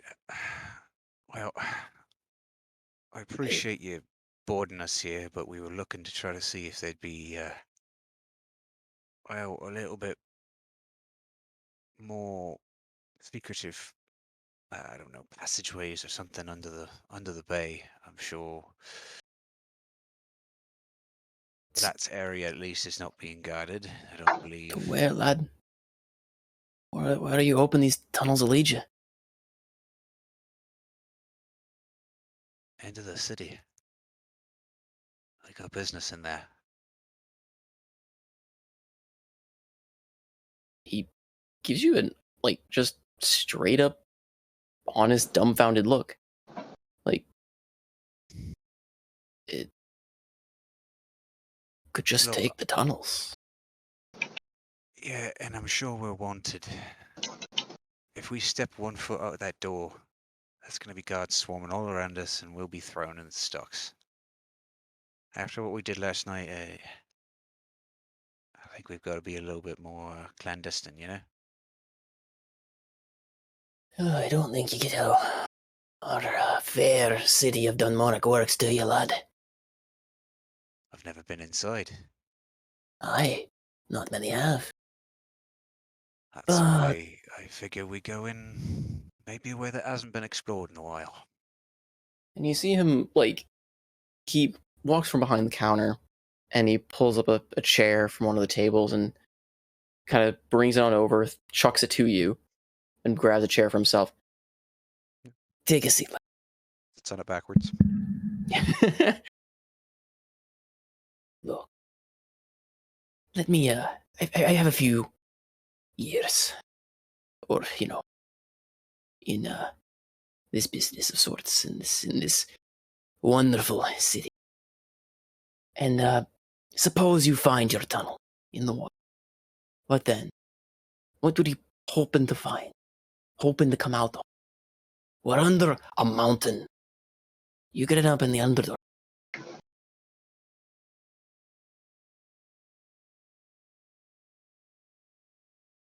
What's going on in the city?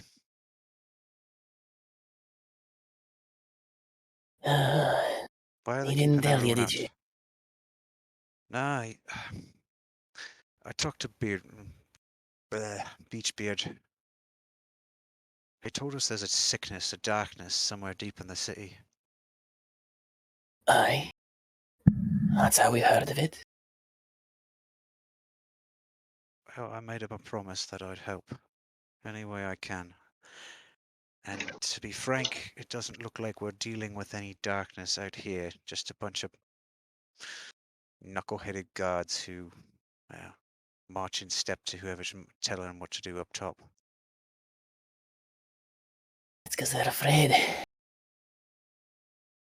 Trying to...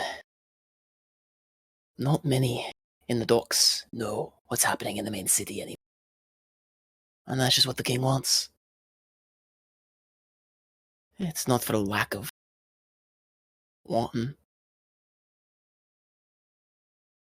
Just the way it's been. Vandros leans forward. What do you suppose we do then? Rally the guards? Tell them what's really happening? No. You'll get arrested for sure. It's not the first time it's happened. Yeah, well, unlike that time, you won't be leaving this cell. Yeah, that's what they said that last time too. Don't underestimate the cells of the Morak, lad. All right. What do you hope to do with the king? Yeah. Here to reason with him, to threaten him, bargain, kill. What? Honestly, I don't have a clue. All I know is we're supposed to get to the king. That's what Beachbraid said. He's the crux of all this, it seems. And I don't know what we can do, but me and my crew were problem solvers of sorts. I figure if he's not willing to let his own people deal with this, might as well send a band of unknown mercenaries who, if they die, they die and no one cares, right?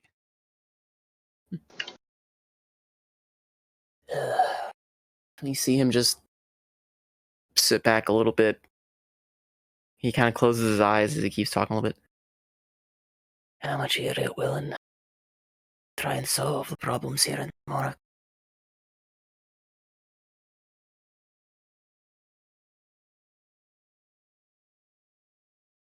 How far are you willing to go? I've heard the rumours of the times when Dunmorok was open, where trade and marvels of technology, marvels of craftsmanship flowed. I never saw that. By the seas, I would love to have seen it. Me Me and my both, crew, lad. my captain, we would have gladly traded across the seas. But we're Family good at used to something be different. smithies back in the main city. Yeah. Tell me, what would you say to knowing that essentially what's going on in your city isn't isolated? It's just a piece of a larger darkness approaching.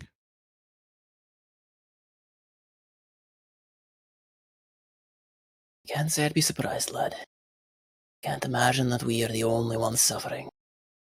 That we were targeted out. But if the legends are true, legends say we did it to ourselves. The king would tell you otherwise, of course. I don't care what the legends say. All I care about is knowing that the fact that a city of grateful and, well, restored dwarves would likely be a lot more of an ally and an asset to defending against whatever the hell is coming than sitting here pissing on your own boots, listening to a king who's too scared to tell the world what's happening.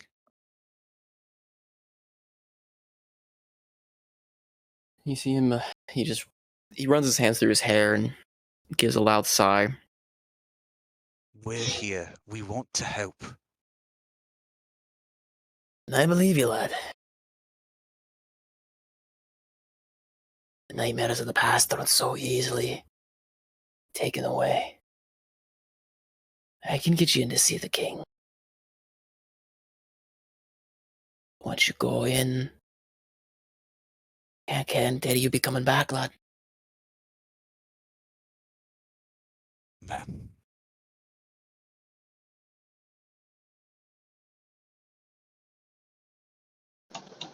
You the way of a truly are, mercenary. truly are here to solve a problem by some Moradin's blessing, some miracle that we've been denied for centuries. All you had to do was ask. That's beside the point. I had given up hope on asking so many years ago. You forget how to ask after that long. May Zidane come up the stairs having doffed his armor? Yeah. Knocking. Yeah. You just see Andros sitting backwards in a chair facing the very stern-looking proprietor, Ivy. I'll say that Marani also comes up. She's not going to hang out down there by herself. I figured you guys would show up eventually once. Yeah. It's just all the faces just sticking out of there. Yeah. Thamor, are you coming up too, or? Yeah, Thamor's coming up. Just walk up the stairs. Clunk. Oh yeah, Thamor's there. Sorry, man. Ivy just kind of watches you guys calm about. I figure y'all will know. If you truly want to get in the city, I can get you in. Does that mean we don't have to wade through the sewers? That's a fucking ocean out there. It would be beautiful. Well, you see, the ocean is in the opposite direction of where the sewers would be leading us, so I don't think that exactly qualifies. Did you know that we're under a mountain? Yes, I fucking know we're under a mountain. You know that water goes under mountains too? Highfalutin bloody... Anyway, here's my companions, you know them. We're here to help. Get us to the king, I'll punch him in the nose to get him to see some sense. I wouldn't recommend that. Mind if I find that hard to do, like.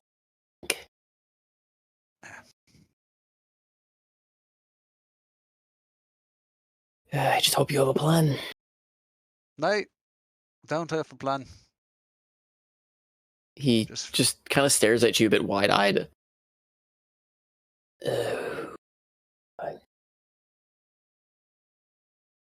Sneaking takes time. You gotta just go and do it. That's why you guys have been stuck in this fucking hellhole for, I don't know how long it's been, centuries. You think we wanted this? You think we haven't tried, lad? It's always worth trying again. Say that when you see your kin turn to stone. And he kind of gets up from his chair and like it falls over as he gets up in a kind of a bit of a huff. If you want to get into the city,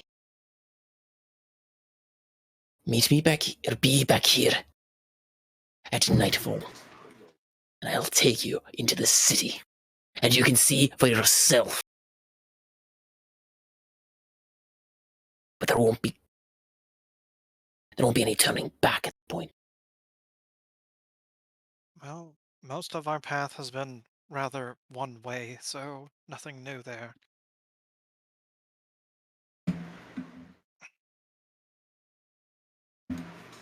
Does that mean I get to put my armor back on? Unless you plan to go slimming, lad. Which, if that still be the path you want to take, be my guest. I'll dwarf around here other than Beach Beer is gonna go jumping in the water after you.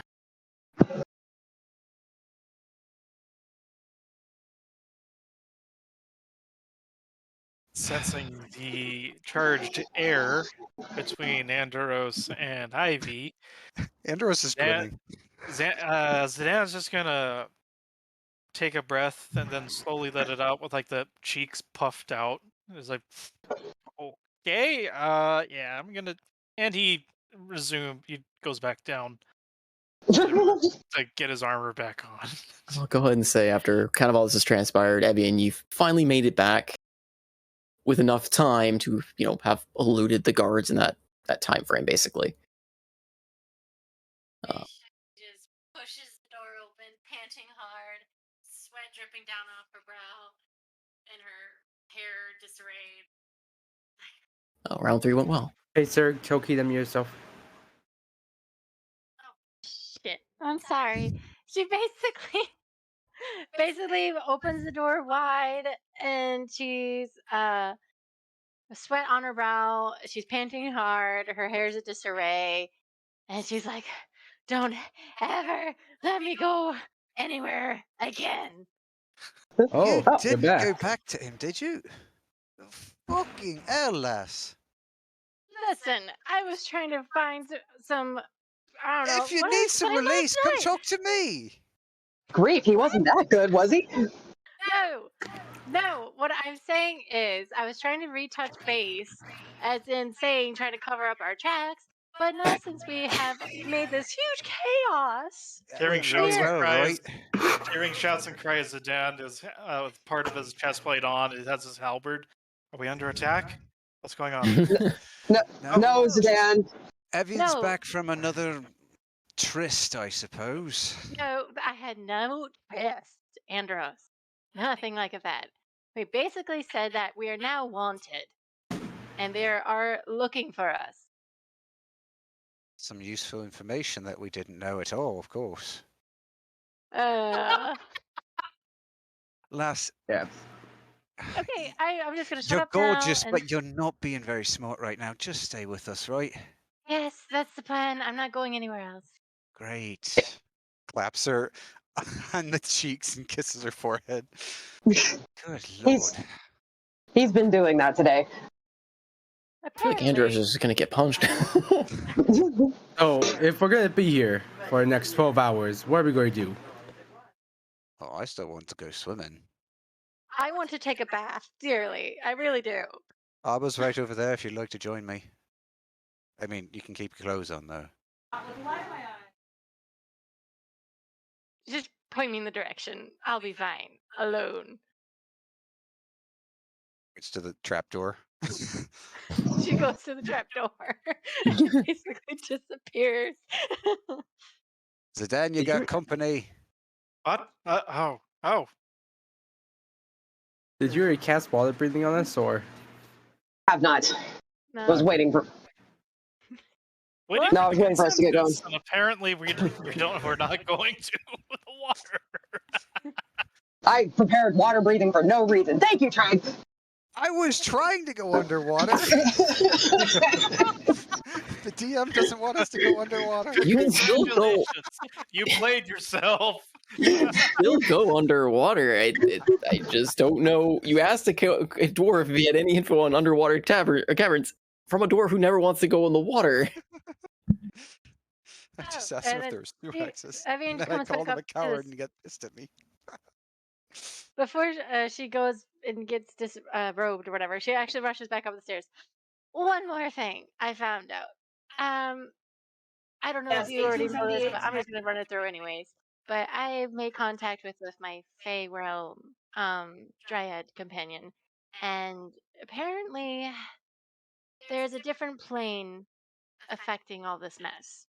Don't know what, but it is a kind of in the way.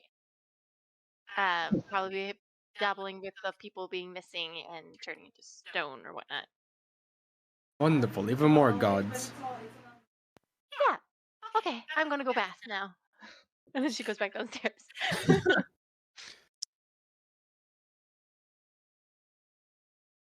Albert stowed. Zidane just comes back upstairs.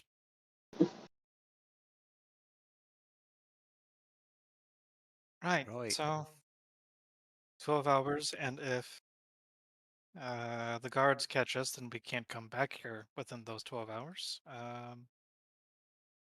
Right.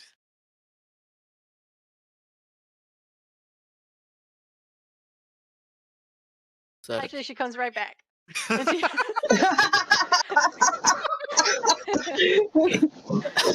be like, Marani, dear, can you join me for a moment, please? Sure. Thank you. And then she goes back downstairs. And another thing. And one more thing. Marani just kind of like awkwardly just follows Evian down the stairs. At this, Andros just pulls out some dice and he looks over at Thamor and Zidane. Well, got some time to burn. Roll some bones.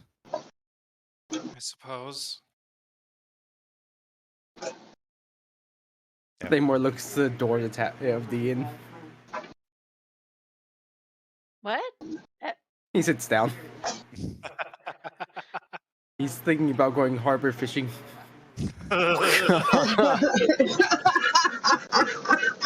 Wait, with water breathing, Thamor can become the actual missile this time. Oh no. Or he can chuck someone. Oh, hold on. But, Quickly, someone become a dwarf so I can toss them. I can just I make you am big, then you can toss them. Ah, He's perfect. now Thamor, dwarf tosser. So are you three gonna do a little RP before I do something with Marani? No, that was me saying, right, we're doing something else, and you guys can chat. Okay. well, yeah, not trying to dissuade the water tactic. I'm just at this point. I'm trying to. They're answering questions I figured that would come up and never did. As well as giving you guys something that'll get the group back together. Because it's going to get really hard to start moving around this area without alerting more guards and causing basically a citywide brawl. So Perfect. That's a great distraction. Let's go. yeah. But No, if you want to explore the water, that is still an option. I still had things planned for that if you guys went with that. But talking to the barkeep always had a different plan in mind. So you kind of went with that. Or you kind of. I mean, Meta, I have water breathing prepared. I'll be really annoyed if I don't get to use it now. I'm Well, always we're going in the hard. tub. I'm down for the water. Take off the armor, damn it. Not again. Sure. So Dan just got fully armored. It's going back downstairs. Armored. What is Marani and Evian gonna do? What are we doing? Throw some bones with Andros, and he's again trying to convince me that we're good to go out in the water again. Right? No, he's just shooting the breeze. He's just rolling bones, keeping small talk. Yeah, I'm down here at Evian's request. Right. Okay, so to get my mind set, there is a bathroom in this downstairs area.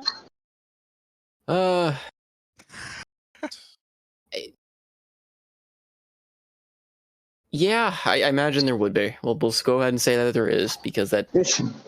Yeah, I spent the night there, and if there wasn't, I'd be a little concerned at this point.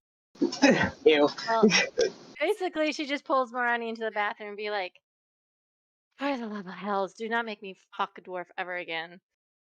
I didn't make you do that. No, but just don't. If I ever do something stupid, just make me stop, please. I mean, I can't control what you do when you go running off by yourself, you know? I thought I had good intentions, but apparently I don't have any. And I'm like... She's like... Well, I mean, can I ask you something? I mean... Sure. Was he at least good? Was it worth it? Did you...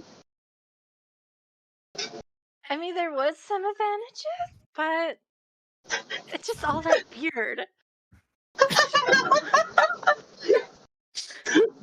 What's too much beard? Let's just say that.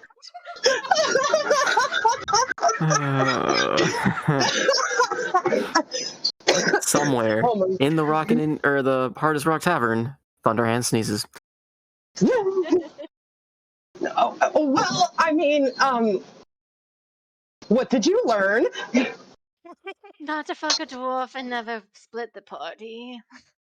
I'd say that you learned something then. At least it wasn't a complete loss of an experience, but yeah, I am a little annoyed.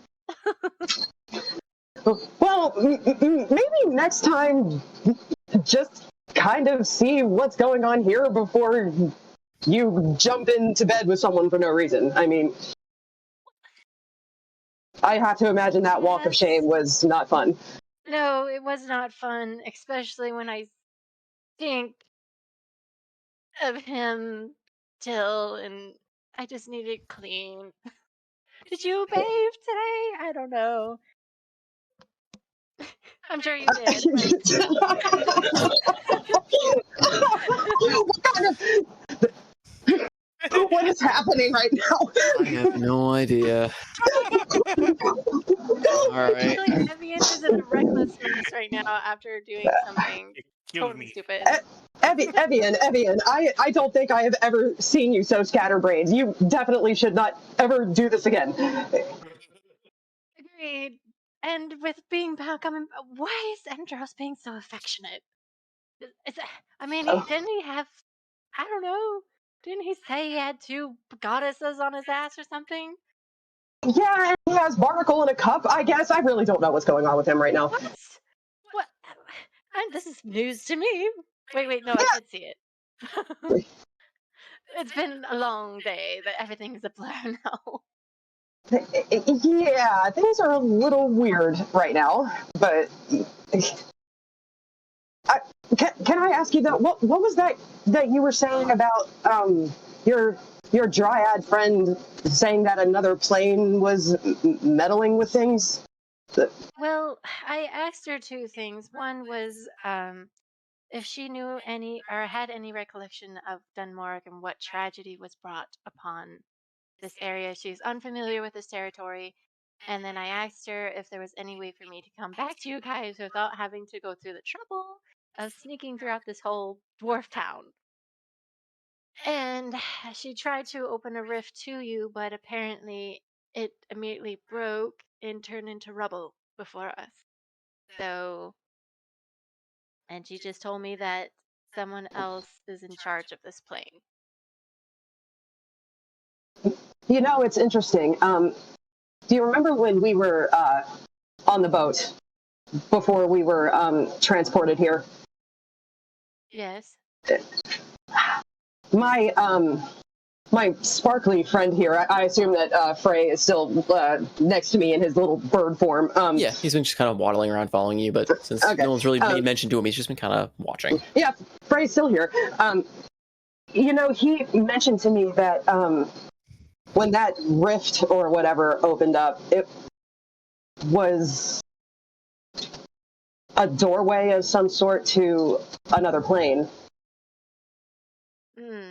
And with Andros making some commotion, it caused a little bit more undesired attention, I guess? It was Absinthoth, wasn't it? Right, Absinthoth, not Andros. Yeah. I'm sorry. Yeah. Blame it on that tiefling. No, I was joking. Yes, well, Eben's fault. Yeah. Yes, well, I can't imagine that Absinthoth's little move there did us any favors in that regard. I mean, Although, we got to the port, but well, yes, but on the other hand, we have also drawn a lot of unwanted attention. And more. Yeah. And she shakes her head at that and turns her back to Marani, basically disrobing as she's getting into the tub. Okay, I'm going to avoid another Fade to Black situation, so I am just going to. I'm doing that. No. Basically, keeping a little distance from you. You can turn your back, whatever. But she's taking a bath. Desperately needing a bath. But in other news, it's basically, from what I know, that you guys already know this, but I guess from being in the hidden cellar and whatnot, I guess all we can lean on is what Alton is here for. I'm doing his mission, I guess. Where is Alton, by the way? I don't know. He kind of wandered off by himself as well. I see. And she's biting her tongue. At this point, I just hope that we make it out of here in one piece. Do you not notice the lack of absinthe as well? I would imagine that Marani has been. I would imagine that Marani has been enjoying the lack of absinthe at this point. So, right, but saying that Alton went off by himself, no. Well, the thing is, for Evian's perspective, with what she did the day before, there's probably now a huge distance between her and Absinthe. So she's like, "I'll give him distance and not think about him." So yeah. The subconscious thoughts of Alton always being on your mind. Not just saying we're not putting the blame game or anything on Alton or anything. No, of course not. They're just like, okay, so we're waiting for them to return, and I guess we do anything else, or what's the plan? I just came back. I'm bothered. I'm annoyed with myself. I'm frustrated. Okay, just let me finish my bath, and I'll be out with you guys in a moment. Andros, are these dice weighted? No, lad, you just suck at the game. So give me a chance, though. And you Right, suck at it. yes, sure. It's a game of chance, sure, I'll let you. Yeah. That's right. I'm just a very lucky man.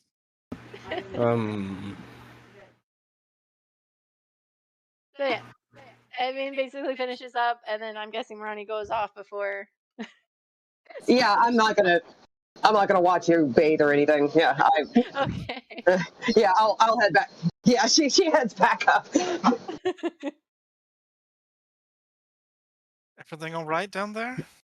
Yeah, she's a little frazzled right now. I think that her experience with her dwarf companion left her a little worse for wear. Why are you blushing? Well, she did just get undressed in front of me, but... That bad? Did she kill him? That's, I guess, part of the course for the morning. Yeah, I can't really be all that surprised at this right now. Is she, like, washing off blood or something? Why would she be so quick to disrobe? I think that... We'll tell you when you're older. Ronnie's just shaking her head.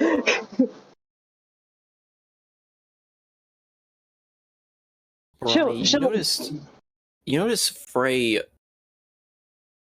kind of is lagging behind you, like up the stairs after your conversation with Evian. And I mean, he's a bird, but even for a bird, you can tell he seems to be strangely deep in thought and silent. I mentally speak to Frey. Frey, are you all right? That one said, it makes sense now. How do you mean? When for the other one passed us through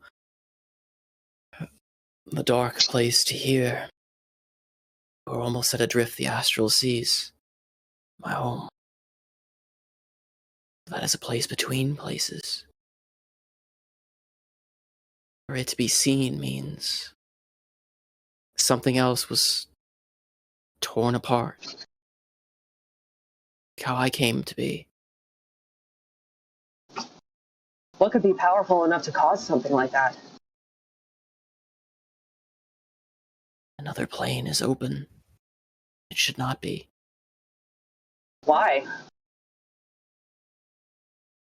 It just shakes his head. No. This feeling is familiar, worrisome to me.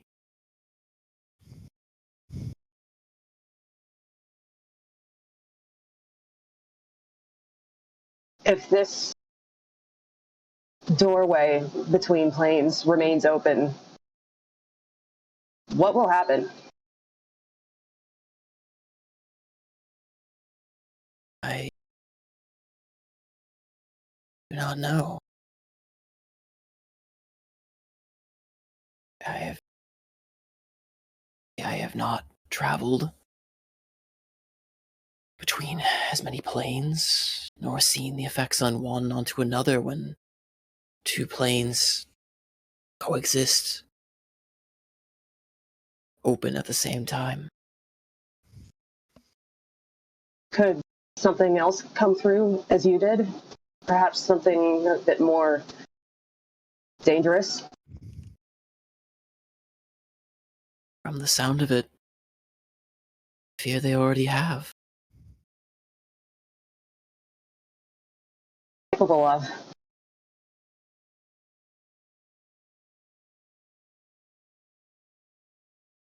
What was that? What are they capable of? Do not know. From the sound of it, the city here seems to suffer for it.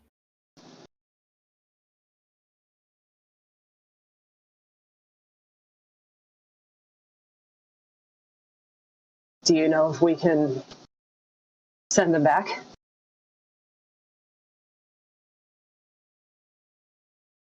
Restoring the broken parts, reconnecting the seams.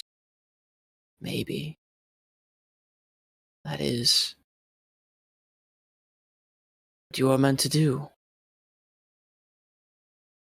You all are connected to planes, right? It From your seems so. conversations from earlier. We certainly seem to be.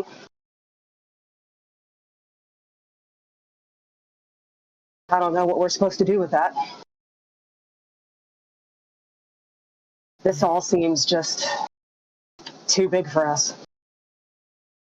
How are we supposed to fix the fucking world?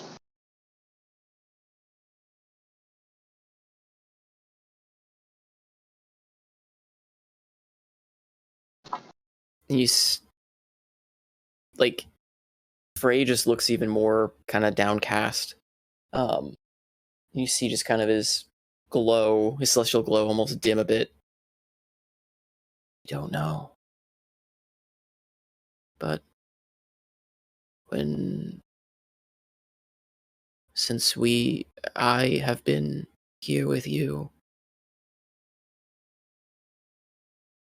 Frey at least wants to try.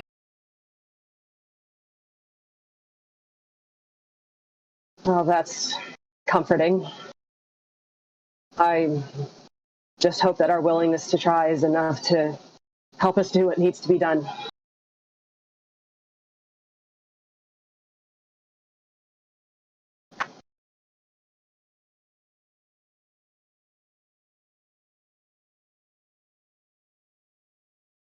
Frey just nods his little bird head, goes back to his contemplations. Mm.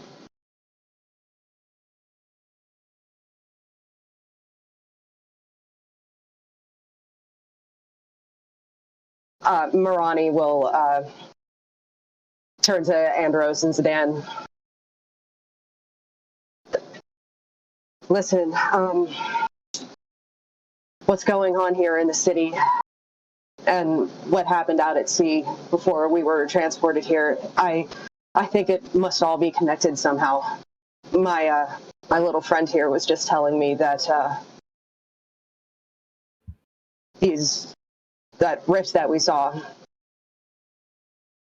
was actually some kind of doorway to the astral sea, and he seems to think that that's connected in some way to what's been going on here. This may be a bit bigger than any of us realized.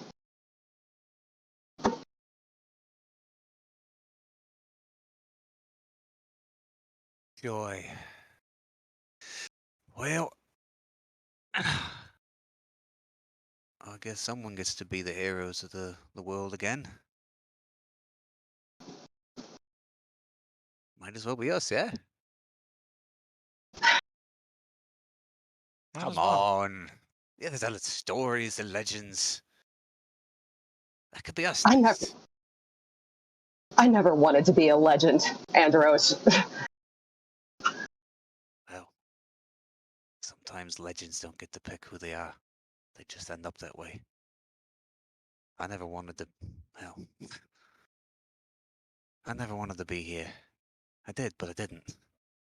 That's weird. But as much as I hate it, sometimes you gotta take where you are and make that your destiny. Make that where you're going. Because you can always look back. You can always say, oh, I want to be different places, but yeah, life takes you places and you might as well act like you're in charge. So you're here. We got the world to save. So does that mean you're gonna act like you're in charge of those two goddesses that appear to be hounding you? Sure, why the fuck not? They don't seem to go to get it any more than I do. Hell, they came to me. I'm a fucking nobody. I was living on sea for 10 years under disguise.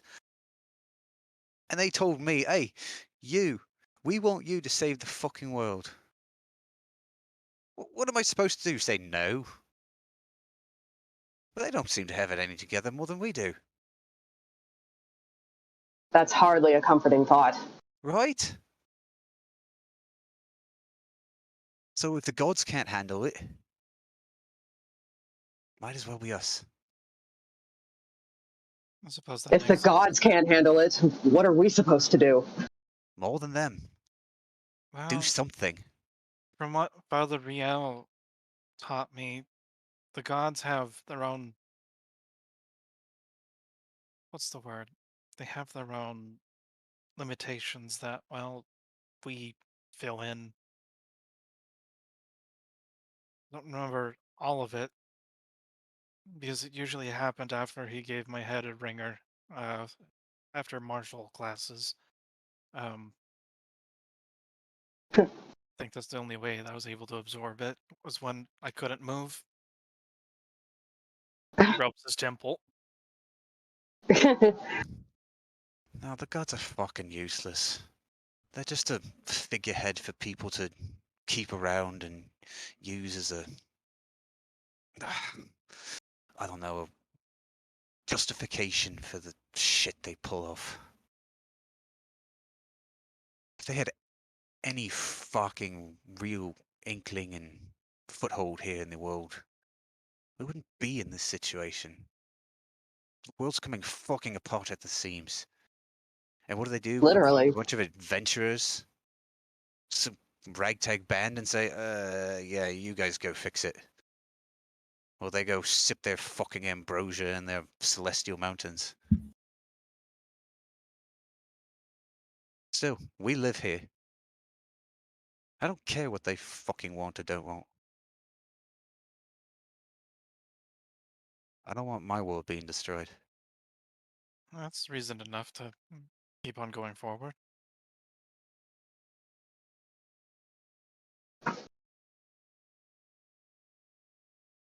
And you, Moroni, is that enough reason for you to be willing to stay?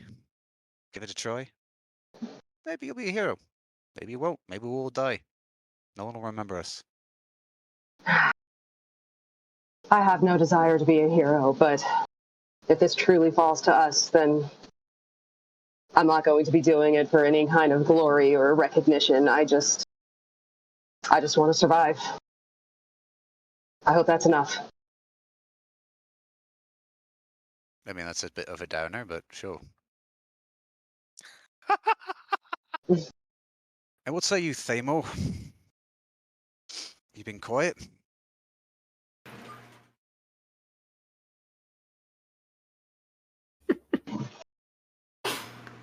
Sorry, I have to intervene the moment, but just the fact that you've been sitting there insulting the gods this entire time to a person that thinks he's a god. Yep. I am just waiting for Thamor to fucking smash something. Oh, please. Oh, please. 100% the reason why I am swinging at Thamor. I was trying to figure out. Oh, come on. Is he still sitting there?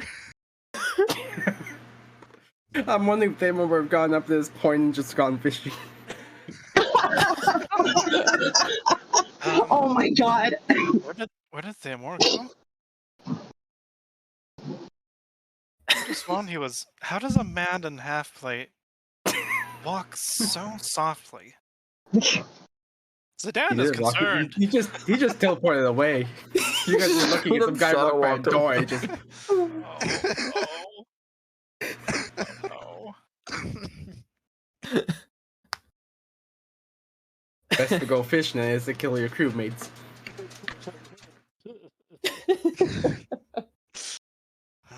Man.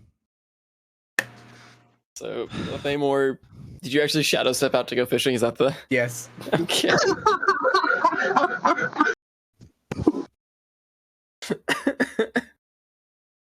Was this before or after Andor started bad mouthing all the gods? About midway through. Yes. Oh, Jesus Christ. Best do not kill the crewmates yet. Especially the captain. They will learn my godhood. It's okay, God Thamor, they didn't mean it.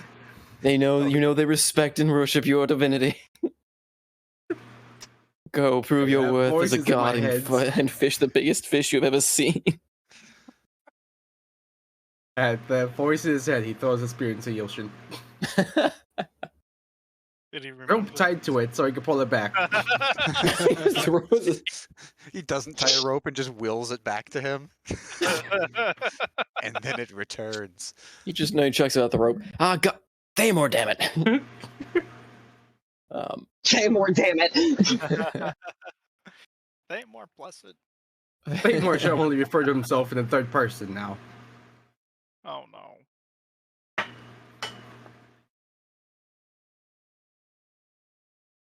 Oh man, it's Riot. Right, well, wherever he went, I don't really care. I'm going down below and Carry in like 5 minutes, but I nap roll for a 12 nat. hours. You can carry in 5 minutes, I roll a nat 1 on my self check. Thamor just appears next to me. Oh, me wash into it. Nothing person. Actually, you made it personnel, kid. You made it very It's personal. personal now, kid.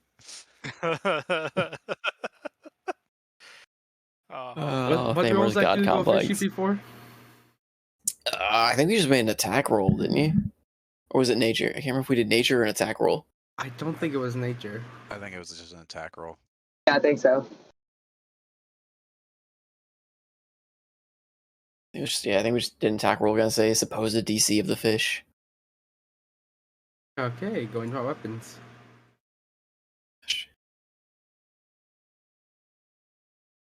What else? Thamor Pulls you in. In true no grabs compassion. the biggest fish. It grabs him too. Thamor, in your indignation of hearing your crewmates speak lightly of the gods to which you believe yourself to be a part of this world, a mortal god walking amongst them.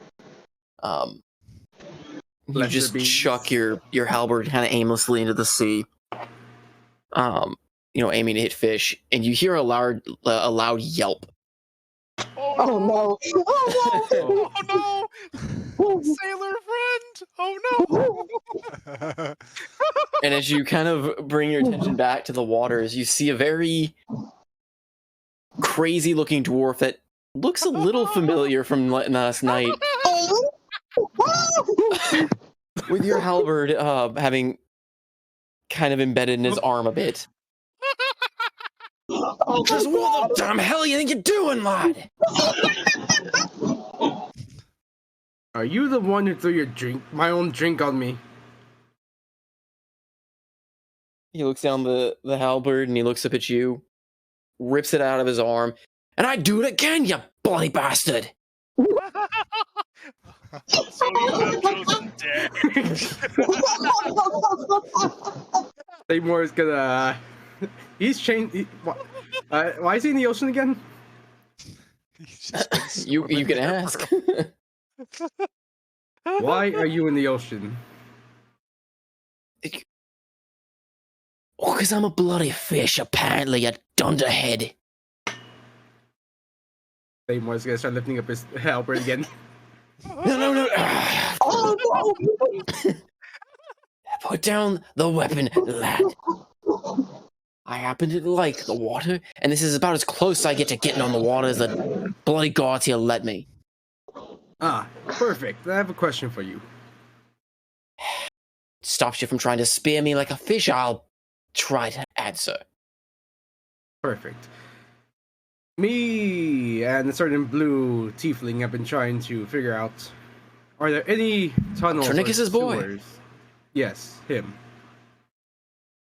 She picks his That thing. friends really weirdly. Either way, we're wondering, any tunnels in the water that could lead to the inner city? Some old stone caverns, maybe. I can't say I've followed them all the way to the city, though. Might be something down there. And Planning on swimming to the city? Do you think you could lead us there? I could point out a few of the caverns if you want to try. Perfect. Would you be able to come back to an inn and talk with the boy? What did you call him again? His name's Barnacle, right? The old man? Yeah, the Tourniquet's kid. Yes, would you be willing to come talk to him about these tunnels? Are you gonna spear me again if I say no? Yes. Looks like I'm going to an inn. He starts wading up to the docks, grimacing as he does, kind of clutching his wounded arm, and pulls him and kind of starts pulling himself up. Seymour's gonna be trying to help him. He takes it begrudgingly. If you were aiming for me, kid, you got good aim, though I take it you weren't. Sadly, I was not.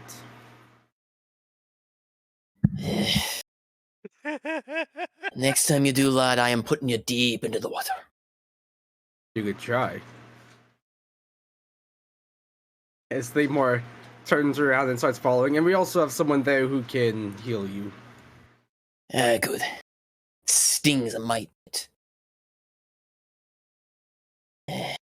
Bold of you to assume that the paladin heals.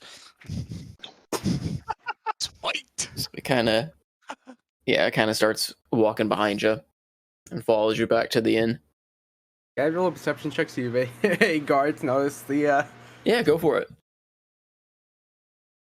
The altercation. No, not persuasion or perception or performance. All the peas. You don't see any guards immediately in the vicinity that would have taken note, but you do hear kind of shouting coming further along. Kind of, with that roll, I mean, you hear a few shouts down the dock going, "What was that? Just beach beard again. Probably got bit by an urchin or something. Bastard."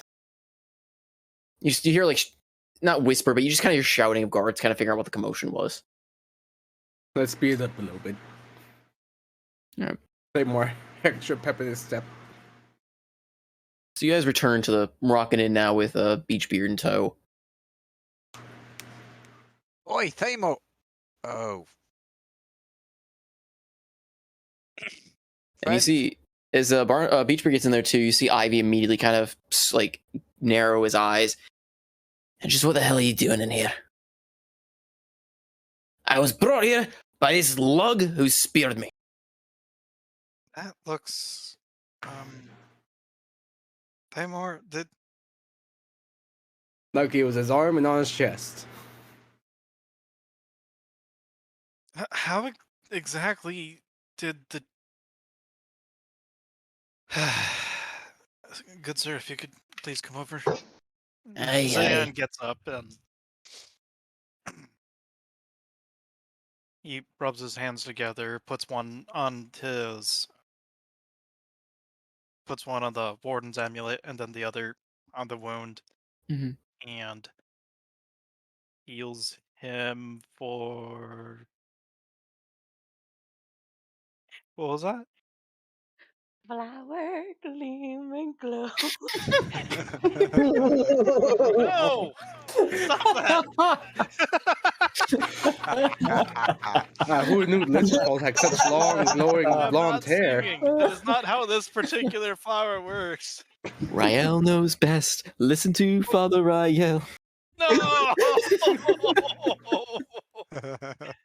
I have a quest.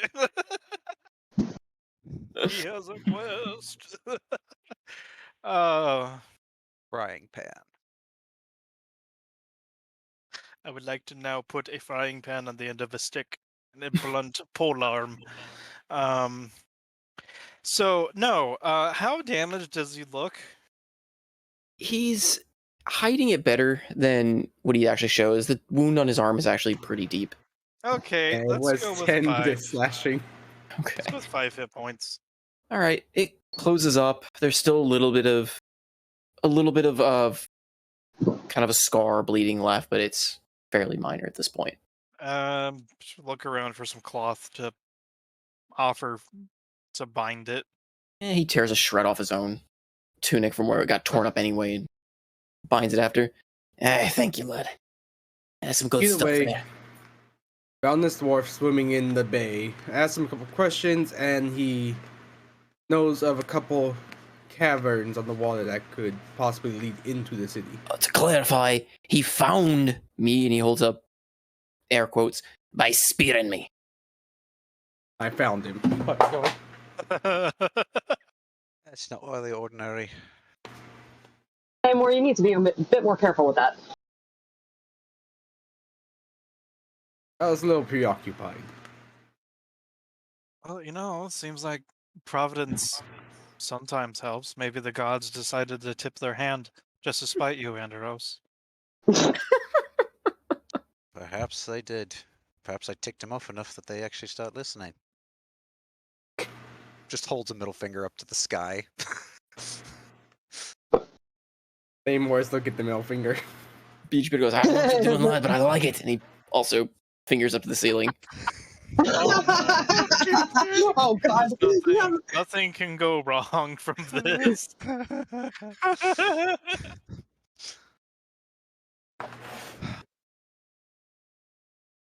Well, did you enjoy your swim for the evening? I got tossed out there 3 times since yesterday. Each more refreshing than the last. Is that a record? Oh, You mean you enjoy it? Aye. I mean, why wouldn't you? I'm a dwarf of the sea, what can I say? Sea's a lot cleaner than this town. That's what I've been trying to tell them all. This is a very strange place. I think you just need to be a little bit more flexible. I think Evian has enough flexibility for all of us. Who comes Sure. up the stairs at that? I heard me. Hey! Hey, I was wondering what would get you up here. Ha ha ha ha. You're hilarious. Who's I it? try. And she points over to the dwarf. Thamor apparently fished him up. His name's Karjit. He's a friend of. Good day, lovely lass. I hope you don't spear me like you're a friend here. So far, I'm 1-1 on a friend, and I haven't quite figured out what you're good. Well, she's a foxy minx, so be careful. But anyway, you said you could lead us to some tunnels, eh? I could point a few of them out along the walls. I can't say I know exactly where they lead. He points over to Ivy. He says he can get us in the city tonight. Can you do better? How you planning that, Ivy? And Ivy just kind of looks a little sheepish initially. I told him how to get him in. You didn't tell him how, did you? He'd take you there in chains, you dunderhead. Oh, lovely. Oh, you have to be convincing. Just go see the king with prisoners is the only way to get into the darn tunnels. So let me see if I have this right. We're already under scrutiny due to our method of arrival, and your solution for getting us into the city is to lead us there in chains like criminals? To get past the guards at the dock.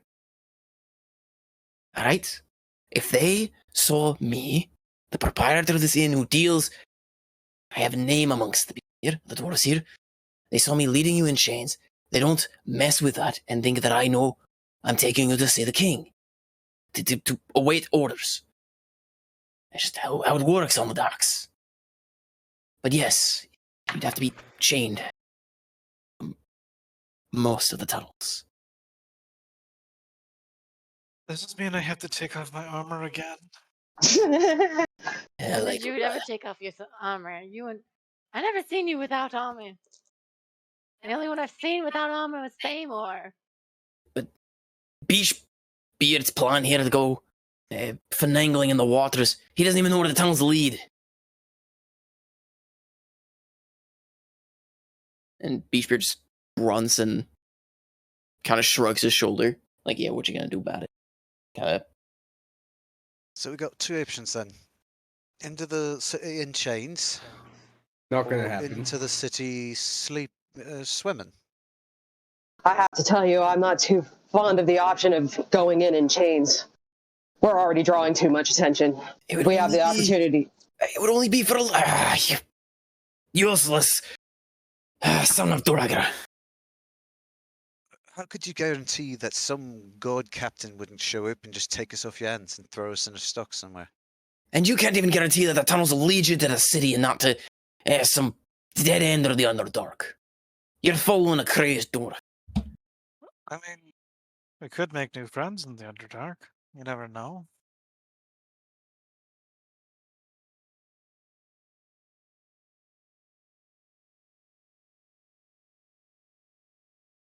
I mean, we've done actually a lot of dangerous things as of late.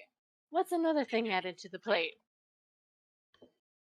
Perhaps it even adds some clout to us if we find something. And who knows, maybe the thing that is plaguing the city actually is in those places that no one dares to tread. I know that I'm uniquely qualified to explore such places. At least for certain types of problems.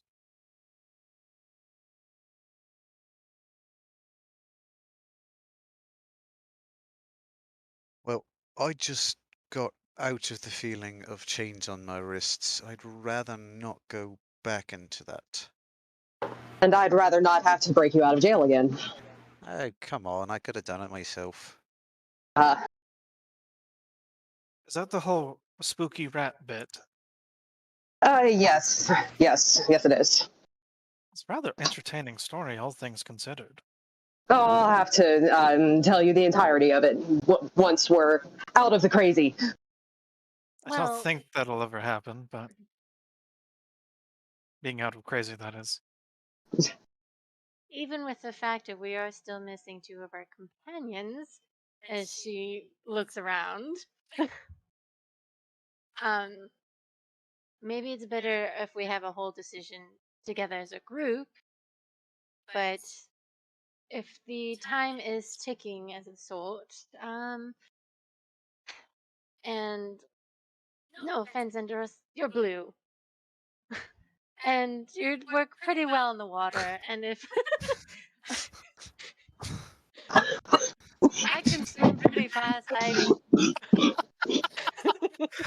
Someone dying?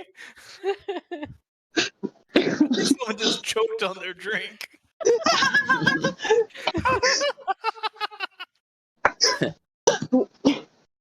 Are you okay, Today is the Randall? day we all realise what colours are.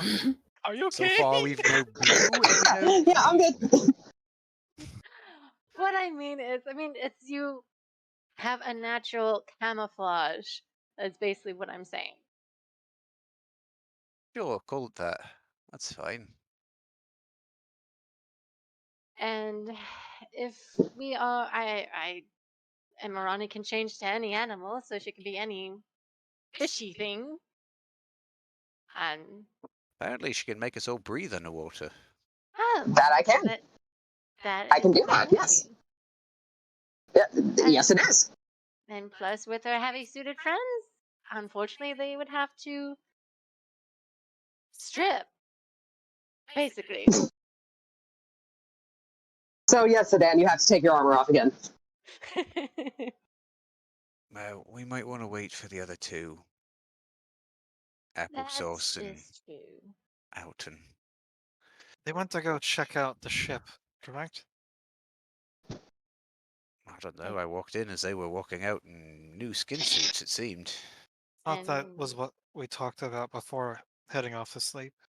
Thank you. That's news to Thank me. you, Zidane, for remembering the freaking plan that we came up with like a month ago in the last session. Because everybody up until now, including all the girls, have been like, I don't really know what's going on. I fucking told you what's going on! Oh my god! That is all.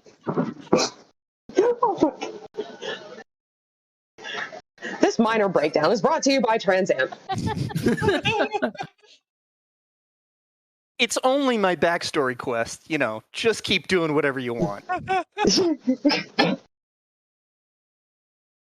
we're together, now we're waiting. Yeah, truth. Zidane's Yeah, I gonna really look don't know what to around. do without Shred, so. Yeah.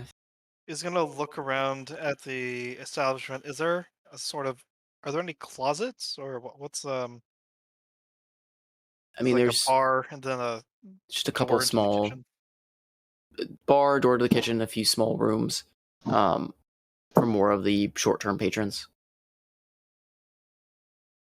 It's a fairly small little building. Are there any closets or Not really. no? No. Is it so for the slightly longer stay rooms, is it like rooms on the left and right, but there's nothing at the end? Is this like a blank wall at the end? Well, I mean, sorry, as the description of the room. So it's a small like room you guys are in. The back end of it is actually the entirety of the bar. Like it's just a straight bar running almost from wall to wall.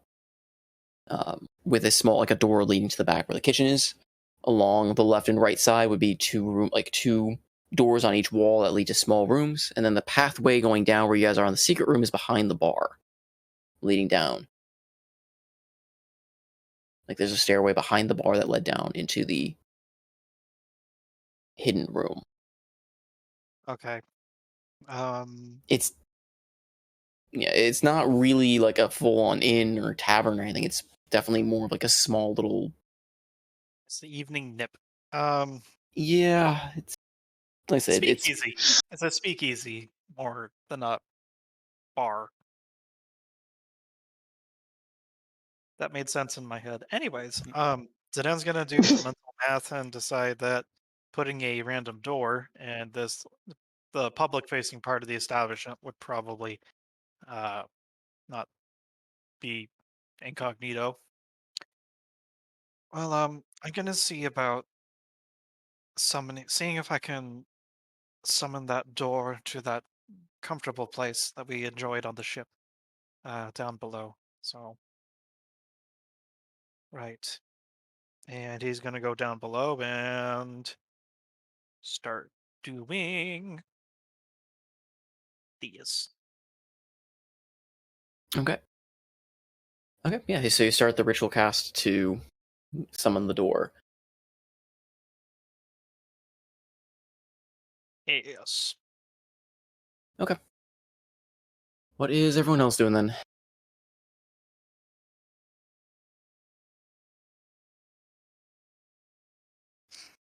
Andros is just starting to play bones with with Karjit. Just, well, I guess we're waiting because we've got to wait for our other companion. So, yeah. Aye, lad. Why are you? I'll have Who you are know, you- who I are still you? haven't lost my touch of this. Yeah, why are we waiting? Because Trans and those two are off doing their own thing, and I don't think they'll be back for a while. Right, but we've got the bartender saying he's going to try to get us in by chains, or we can go underwater. Which Professor just said no to. Right, or we can go underwater, but I don't think we want to go underwater without the other members of our party. No, that's Yeah. exactly what I said to Wasn't do. that the idea in the first place? What? I mean, Yes. that's I mean, I have it written right here that Andros and Marani were going to do underwater scouting. That was discussed. Yes. Yeah, I think I that mean, was do it if you before- want to, but yeah. I think that was before the two dwarves were fighting and said that we'd probably definitely go into the Underdark and not just tunnels. The assumption being All I'm saying is that at no point did I say you needed to wait for me. okay.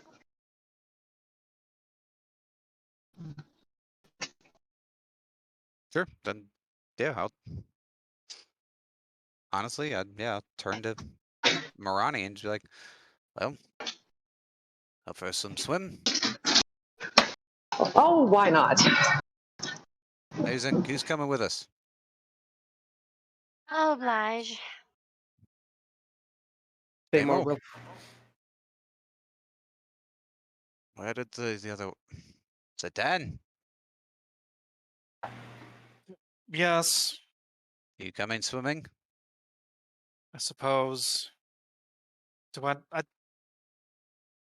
not that difficult to swim in. Metal armor that weighs like 40 pounds. He could just walk along the seafloor. That too. You'll I call, mate. was going to say that I have done a bit of training in strength. I understand it's going to be a little bit more difficult to do certain things, but Right, Morani, start doing what you need to do. Let's go.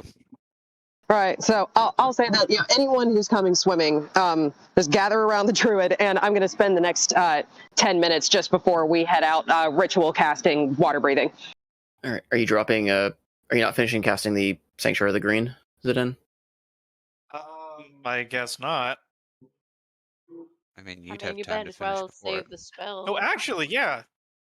I can cast that while she's casting that. Let's just make sure to keep me in range. Yeah. Please. If you're within 30 feet of me, then yeah. Yeah, so we have a door to come back to.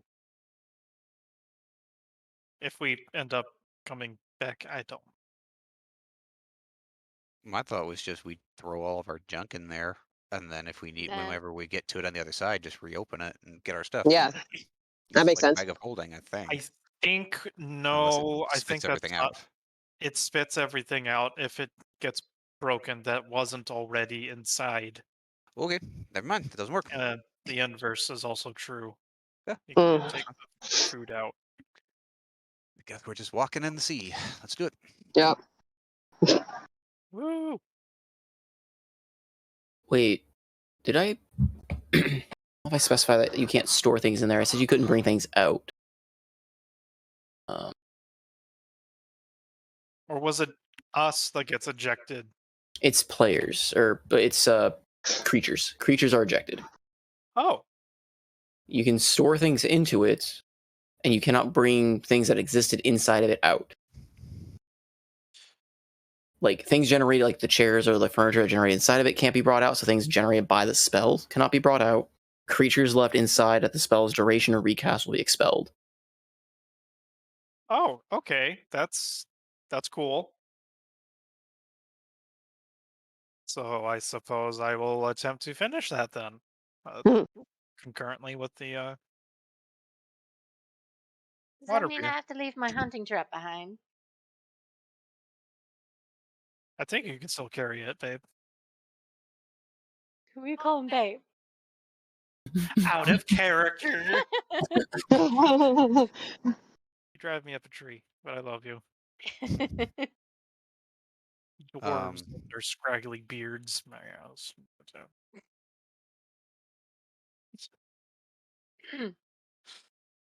Yeah, I think while they're doing that, Andros is taking off his coat and taking off the chain shirt that he got from the elves, because that's going to be heavier.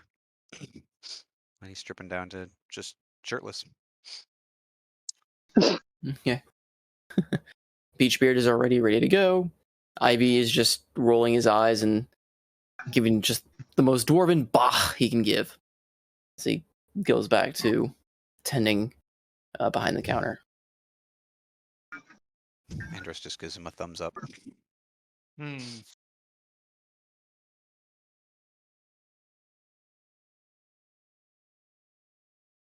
At least you have some muscle, Andros. That's good.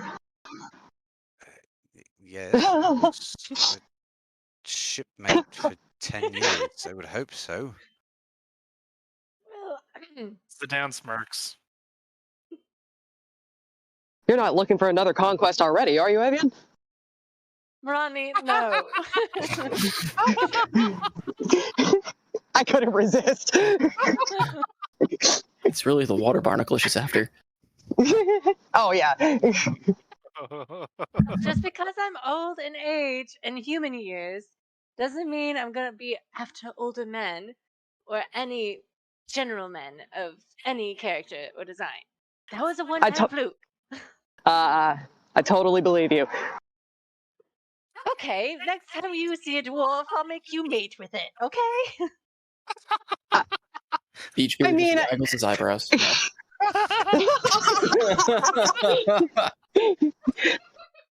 And he loses his round of bones. You seem really hostile about this, Irvian.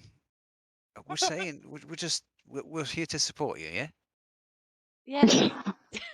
Yeah. So don't go fuck another dwarf, yes? Yes. Great. Awesome. You don't do it either. Just saving you time. So. Sure.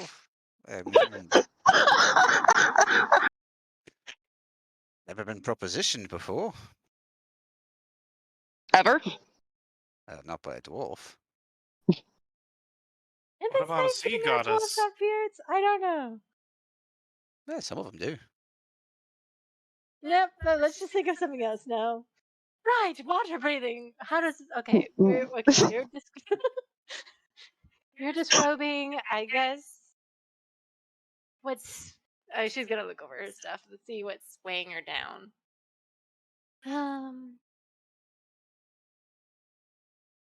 Past regrets. That's what's weighing her down. Thank you. I guess the heaviest thing she's actually carrying is the 2-tent person. The 2-person tent. The 2-tent person? Yeah, thank you. I meant the 2-tent persons. It has a lot of holes. It weighs 20 pounds, so she just basically pops it once the sanctuary thing is done. We can toss it in the sanctuary bag of the cabinet. There we go. There we go. So, oh god, can't talk. Sedan's warden, like, Sanctuary of the Green has become the U-Haul of the Green. Got it. Mm-hmm. Hey, we all have a bag of holding, so.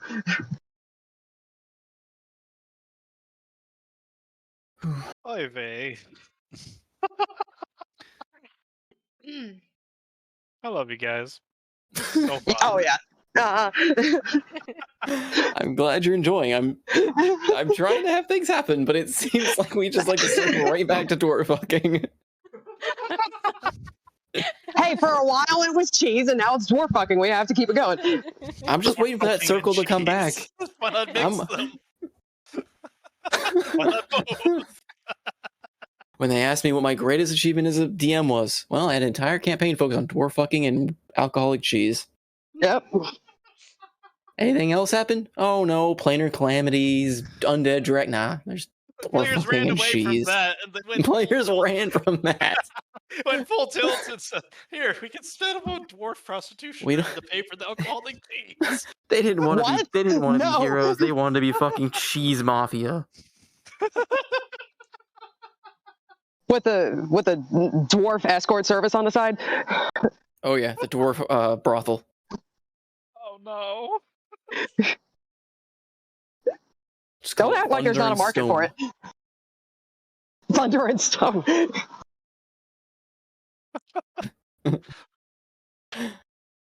Thunder and Whetstone? I mean, either Don't be or. too cheeky. Oh, if this is done, how do you want to go about this? Do we just stroll towards the ocean, or is there a back way to get to the said so tunnels? I mean, I'll race you. Sure. Gadget, you ready? He's already. Is the moment you mentioned a race, he's already running out the door. Fucking cheater! I guess. Yeah. Takes People off are after him. teleports. Oh, if he already ran out the door, Zidane's gonna. We can take up to 10 people. He's gonna whistle and hop onto Shinari to chase down after the dwarf. So we have our slightly beach episode, I guess. Is that what this is turning out to be? Yep. Everyone's stripped down and is running towards the wall. I just okay. Yeah. Okay. So Xanax and But you're more just I building guess. two halberds when they chance. I mean, I don't know how fully descriptive you want us to go with beach outing. I think Well- most of us have clothes on, so. I meant more of. I mean, I'm trying to think. The guards more just seeing you guys fleeing towards the water. Because you're all are just going out in a full-on run, and one of you's on Shinari. And then we disappear under the waves. All right, yeah. Hey, you all start booking it down towards the water. I mean, go ahead and roll me athletic checks if you want to for the race. I guess Shinari will use her stats if you're riding her. Aw, I'm a cheater. I don't want to leave her behind again. No, but you're riding on her, and that she's faster than all. That's besides the point. Oh, I'm terrible. That's okay. Athletics. Gosh. Even without no armor, he's slow. Oh Wow.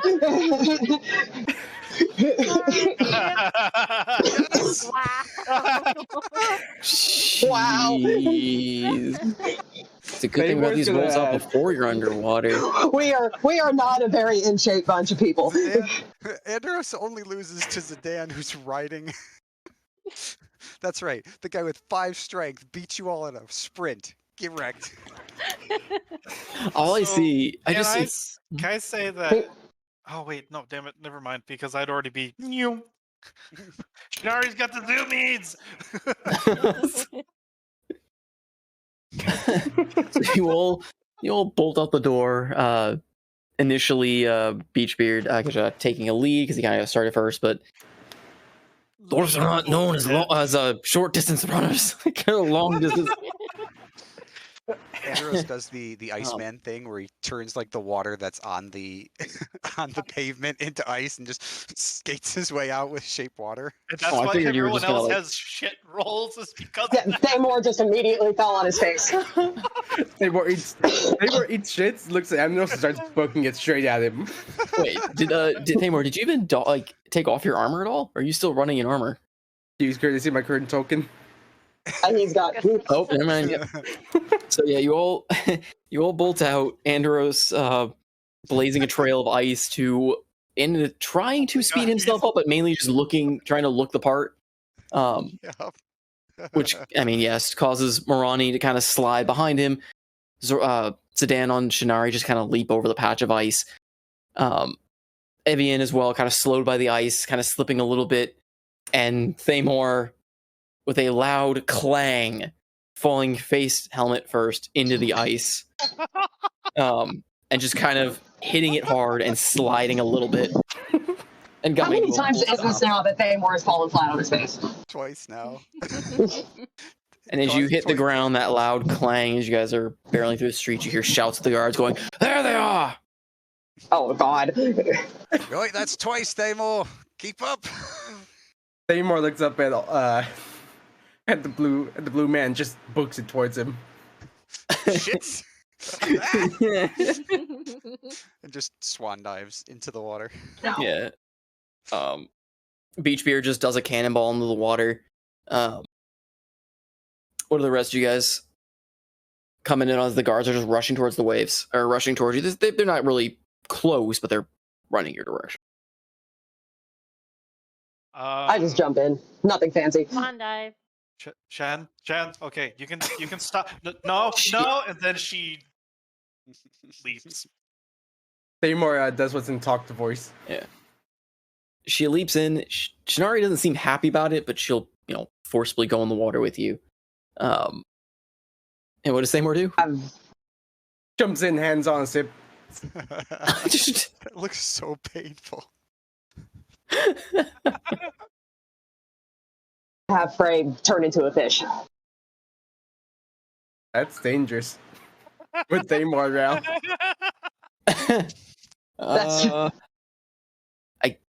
Okay, so I guess after you've hit the water, you can kind of concentrate to refocus on his familiar shape. So Frey's kind of flying around in the air, kind of like trying to figure out what the hell to do. And all of a sudden, he kind of shrinks and fits the form of a fish. As you do so, it just drops, splashing into the water. And for a minute, he's just kind of panicking and like flopping about in the water before he starts to kind of figure out how he's supposed to move. Awkwardly, trying to keep up with you. But yeah, the water it's not dirty. I mean, it's kind of standard ocean fare. It's a bit murkier at the shore. Relative shore. It's a artificially created shore. So not a lot of coral or anything is in this area. More so just mossy rock and base of the mountain that's been carved away. The shouts of the guards, disappearing under as you dive beneath the waves. And even though with the spell breathe water, you kind of are able to sustain under there. The sheer taste and smell of the salt is still permeating even through the spell. But yeah, as you guys are down there, Beachbeard kind of tugs at you each in turn and kind of starts trying to get you to grab hands. Like he'll grab two of your hands and put them together, like, trying to say stay together kind of thing, and grabs onto Andros and starts swimming towards. We're going into dark vision territory, aren't we? Yep, starts swimming towards the far end of the mountain walls. Yeah, Andros will basically take second position following behind him and offer out a hand for someone else to follow. I mean, we have rope. True. Yeah, we can tie some rope up. Yeah, that would probably be smart. Because technically I have roving, and roving is a class feature for a ranger, meaning that I can move 35 feet without any equipment failing me. In water? So, in the water. Huh. I have a swimming speed of 30, so. I have 35. You're So faster. she'll just suspend for a minute to get the rope out, and then like basically throw it at you, hoist it up backwards, and then backwards. Mm-hmm. Yeah, he'll tie it on. But yeah, let me post the second.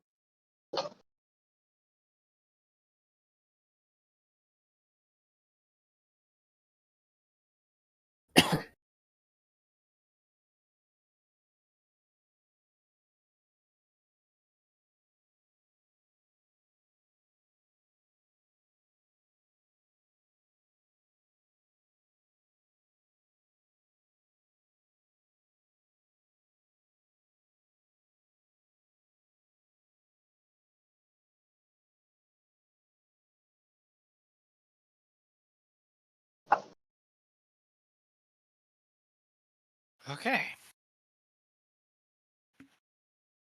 Yep. So I'd say we're following Karjit, and we all tied ourselves together and are swimming where he's leading us. Okay. Uh,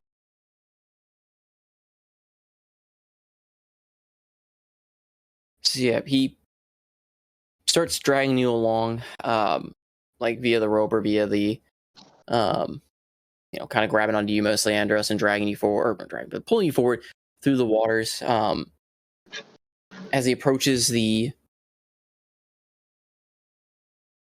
edge of this mountain, as it curves out further into the sea, and as he gets closer and closer to the wall, you start making out holes in the mountain, spaced out in a line, like very much. You can see they were intentionally carved out. You don't know how long ago. You see several of them in a line. However, there's only 3 that are open. The rest seem to be either collapsed inward. You see like rocks put into place, barricading entry to them. Um, the other 3 have iron gates barricading their current system, though they seem rusted and a bit older. When this was done, it's hard to be sure. But he swims out to those, to that collection, and just kind of points out to them.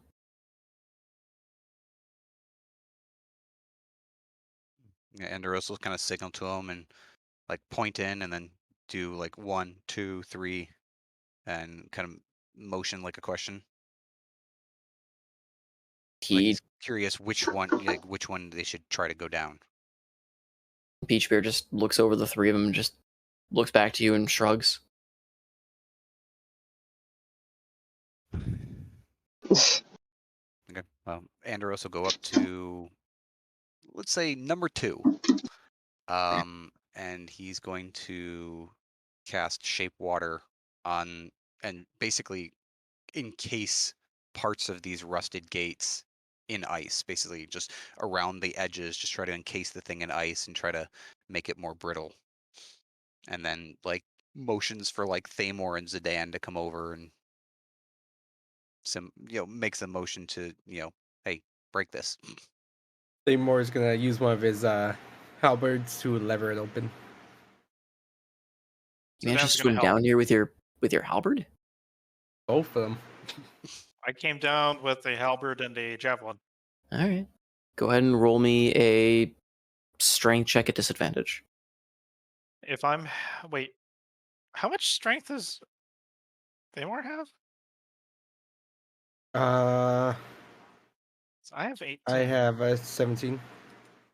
Oh, I have 18. Whoa, what about athletics? Would this be an athletics check or a strength check? I'm going with pure strength because you don't have real footing to stand on to really make it like in athletics. Like you're trying to like push this thing in, but you're really it's kind of at an odd angle, like odd. Yeah. Gotcha. Yeah. I'm basically gonna say you're almost you're brute forcing it. There's not a real finesse to this at the moment. So The way you're doing it.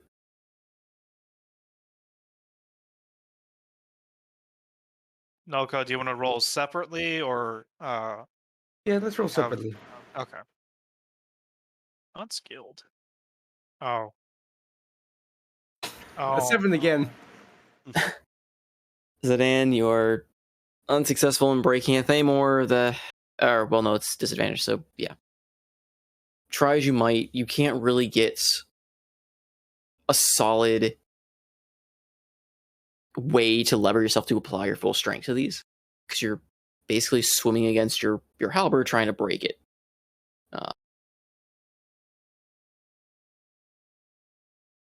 But it doesn't seem to budge.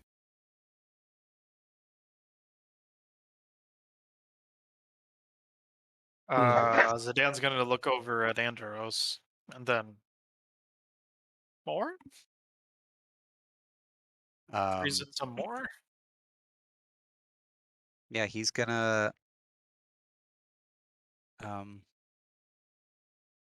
Yeah, he's just gonna be like, kind of roll his eyes and reach over and grab both Thamor and Zidane by the shoulder, and spend 2 sorcery points to twin enlarge reduce. So now they are twice their size. Oh, okay. Oh. So that's 2 sorcery points to do enlarge Um. reduce.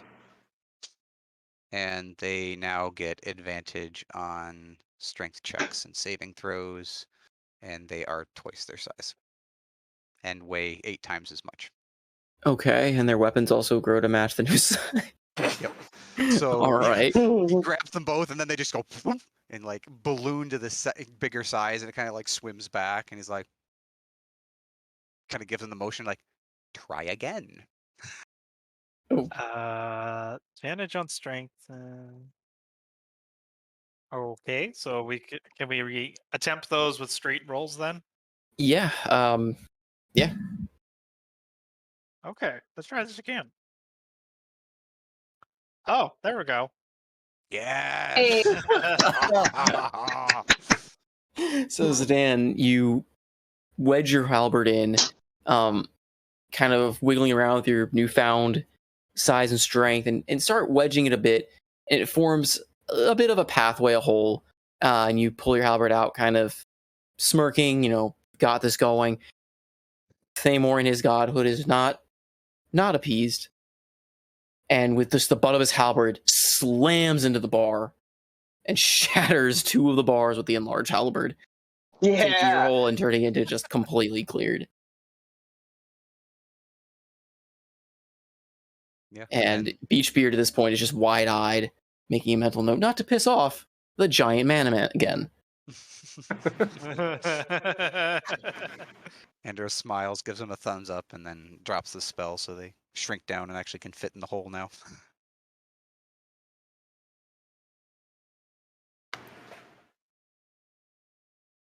Okay. And I then guess we go in. he motions to Karjit, like the after you. Archie just shakes his head. And, yeah, he just shakes his head just kind of vehemently. As a no. Yeah. He's not. And Uh-oh. Andros points back to himself, and he's like, me, basically motioning like, me first? He tries to speak underwater, and he's just kind of getting frustrated a little bit. And he just he just kind of pantomimes, he just points to himself, does like arms in an X, and then points in there. Okay. Yeah, Andros shrugs and pats him on the shoulder and kind of waves back to everyone. Come on in, and he'll lead the way. Sweet. Okay. He'll just kind of give you a small little salute as you go off, but yeah, Karjak does not like tunnels. Yeah. There's a reason why he just likes to swim all the time. But That's always a good sign.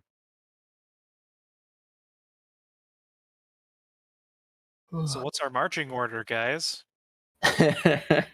Or rather, synchronized swimming line.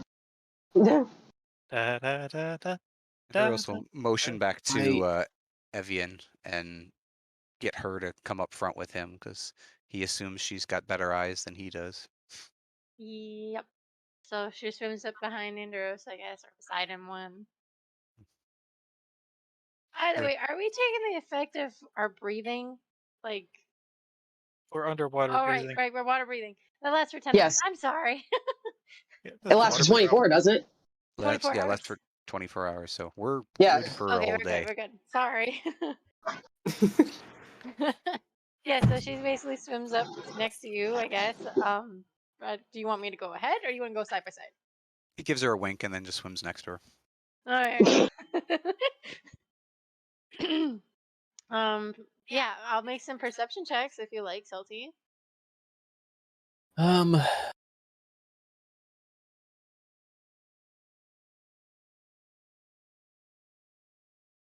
I will say this: can I make perception checks to see if there's any traps as we go down through this area?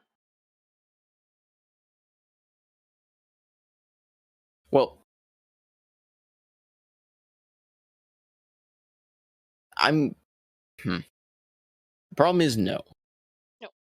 You're so on top of already being pitch black in murky, and you're in murky water. So dark vision doesn't do anything here. Oh, goody. Because these caverns are currently still filled with water. So none of you guys can actually see. This is a pretty blind push through this tunnel. Could I use like prestidigitation? It says it can make like showers of sparks. Can I just kind of keep making like flashes of sparks to kind of give us at least a general idea of what the shape of the tunnel is? Ooh. Sensory effect. Instantaneous, harmless sensory effects such as a shower of sparks, a puff of wind, faint musical notes. I think the sparks would be bright enough to cast enough light in murky water. Because that would be akin to more of a light spell, and even then, it would still suffer the effect of being muted by by murky water. So I don't think sparks from prestidigitation would cast enough light, because they don't really cast light. Would produce flame work? I mean, I don't know if it would work underwater, but it doesn't say it doesn't. I mean, is it actually literally a fire? Then look. Or is it magical flames? It doesn't say it's a magical flame, it just says a flickering flame appears in your hand. I would imagine it's actually fire, considering that it can be attacked with. Yeah, okay. That's just my guess. It doesn't. So this water is just so... There is almost no current, and it's so murky because it's just clouded. Yeah, I mean, there is a current coming out of this tunnel. Like, there's water flowing out towards you.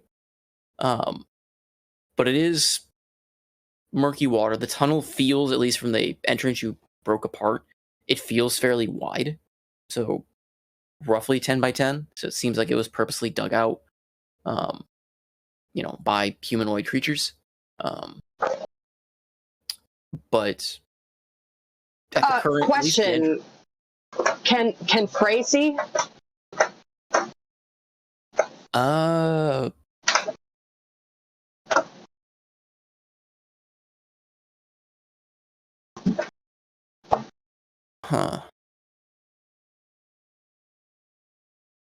I don't.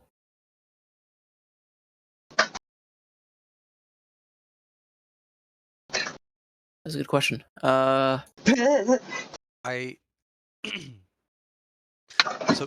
shape water has has one of its functions is I can change the opacity of water. Change the color of water. Oh. So could I like basically make a bubble where it actually makes the water clear? I don't know if it's going to help us see anything because it's still dark. I can't be also making sparks, but at least makes it less Ronnie can make a flame. I mean, are you able to keep water? Because I mean, it's flowing water over a fairly. I mean, you don't know how long this tunnel goes. You change the water's opacity or color. The water must be changed in the same way throughout. Change lasts 1 hour. It's a 5-foot cube. Yeah, I'm trying to figure out if the effect is on the spatial region or if it's on the water itself that you're targeting. So like, is that cube water passing through that cube suddenly becomes clear, or is it the water in that cube at that time is now clear, but the moment the current pushes it, it's dispersed. Okay, I have an idea. I could burn through one of my uses of wild shape and turn it into something that could see, maybe, and then do a little bit of scouting. Oh, never mind. Starry form. You make light with starry form. I do make light with starry form, yes. Ronnie takes place of Evian and makes her settle next to Andros, making the creepy vibes. Okay, so let's say I'll just I'll do that. This seems to be pretty necessary right now. So I'll go ahead and I'll just I don't know which form of it I want. I'll just say that I'll pop into Archer form real quick, and that gives me hold on, let me pull it up real quick, and I'll tell you exactly how much light I get. Where is it? So I get bright light in a 10-foot radius and dim light for an additional 10 feet. Okay. Yeah, that's bright magical. I'll do that. Light. All right. I'll do that. So in that vicinity around Morani, especially near that initial 10 feet of light, you can you can make out the edges of the cavern walls through this murky water. I mean, it's not murky like I said, it's dirty. It's murky from like stuff flowing through it, but it's not so murky that literally drowns out all light. It's just you need some form of light to see it. But you do kind of see a little bit ahead of you guys with that light, and can kind of see the edges of the caverns around you. With her in that form. Andros will pat her on the shoulder and start swimming forward with her as the beacon of guidance, I guess.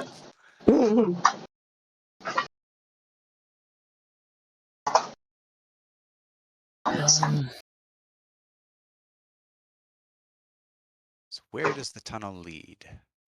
What ambushes us? Can I say that Sedan is in the middle and just trying to keep everyone within 10 feet?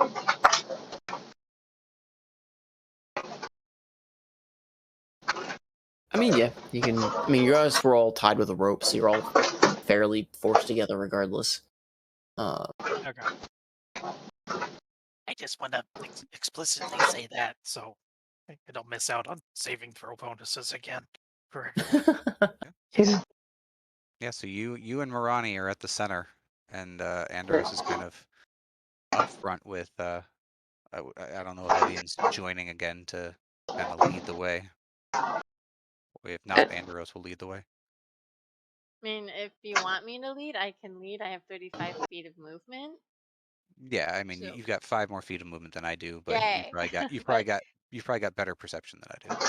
Yeah, I mean, I'll take the lead if Ronnie just is like glowing the way. So Yeah, I'll just if you want to take the lead, I mean, as long as you stay within 10 feet, you got that bright light, so I'll follow you. okay, yeah, then I'll take the lead.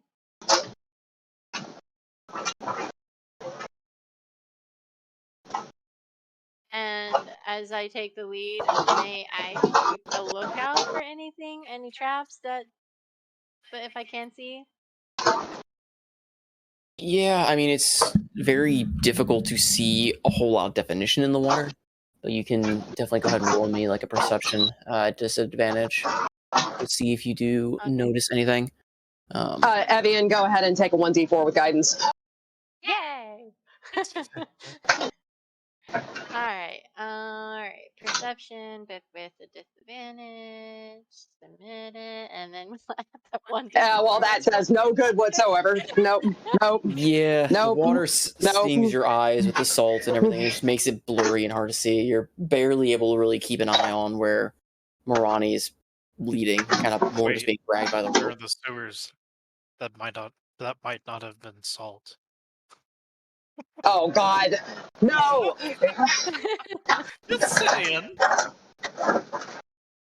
Okay, well, I'm not saying anything. I'll just continue going forward, not knowing if there's anything ahead. So Is this tunnel kind of leading upwards? Is it kind of pretty just horizontal? What's the gradient on it? Yeah, getting that. So for at least a little while, so I would say roughly for the first like 25, 30 feet of swimming, kind of short little bit, it seems almost like very, very slight gradient going up. Like we're talking very slight gradient going up. But as you start swimming further down these tunnels, they start to open up a bit more, get a little bit wider on the edges to a point where it starts getting little difficult to see the walls. And hold on.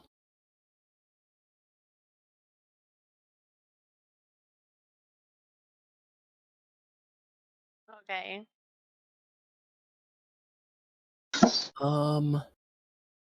Go ahead and for the rest of you make perception as well. With Disadvantage? disadvantage? Yes. No, everyone's at disadvantage on perception. Sure. I'm gonna guidance mine. Let's go.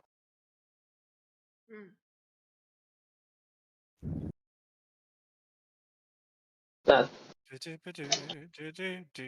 I suck at perception. Oh, Did you want me to do it again or just keep my 6? No, I'm going off the initial one. Okay. What we're seeing. I got a 7. Oh no.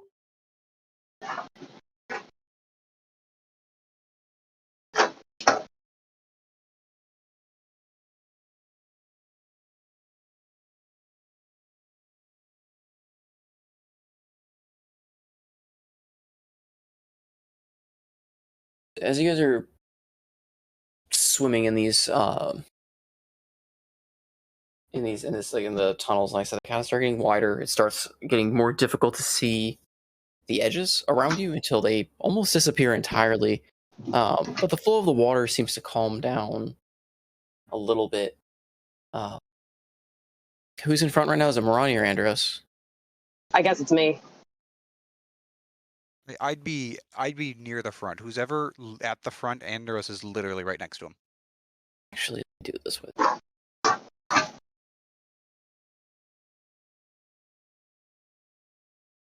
There's 6 total of you right now, right? And Shinari is bringing up the rear. Oh Yeah, no. that's- Oh, for fuck's sake, it rolled. Okay, well. Thamor. As you guys are swimming through this murky water, Thamor, you bump into something. Oh. And you hear muddled in the water a bit of a shriek.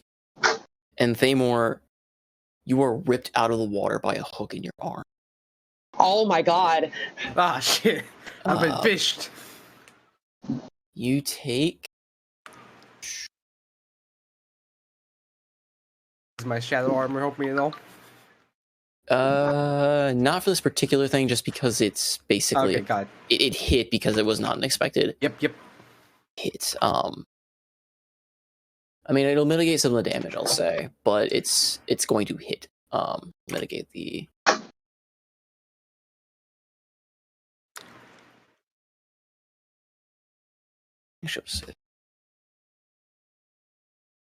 You take 12 points of piercing damage as you are whipped out of the water into a dark cavern. I don't think you have dark sight, do you? I do not know. Oh no. Yep, ripped They out into have a a rope back dark to me. cavern above you. As part of the water beneath you is exposed to this area, to something. Well, something basically right in your face. And Oh, if it's right in my face, perfect.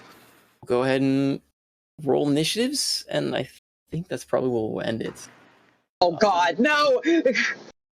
So we're gonna, start a bit of combat with these things.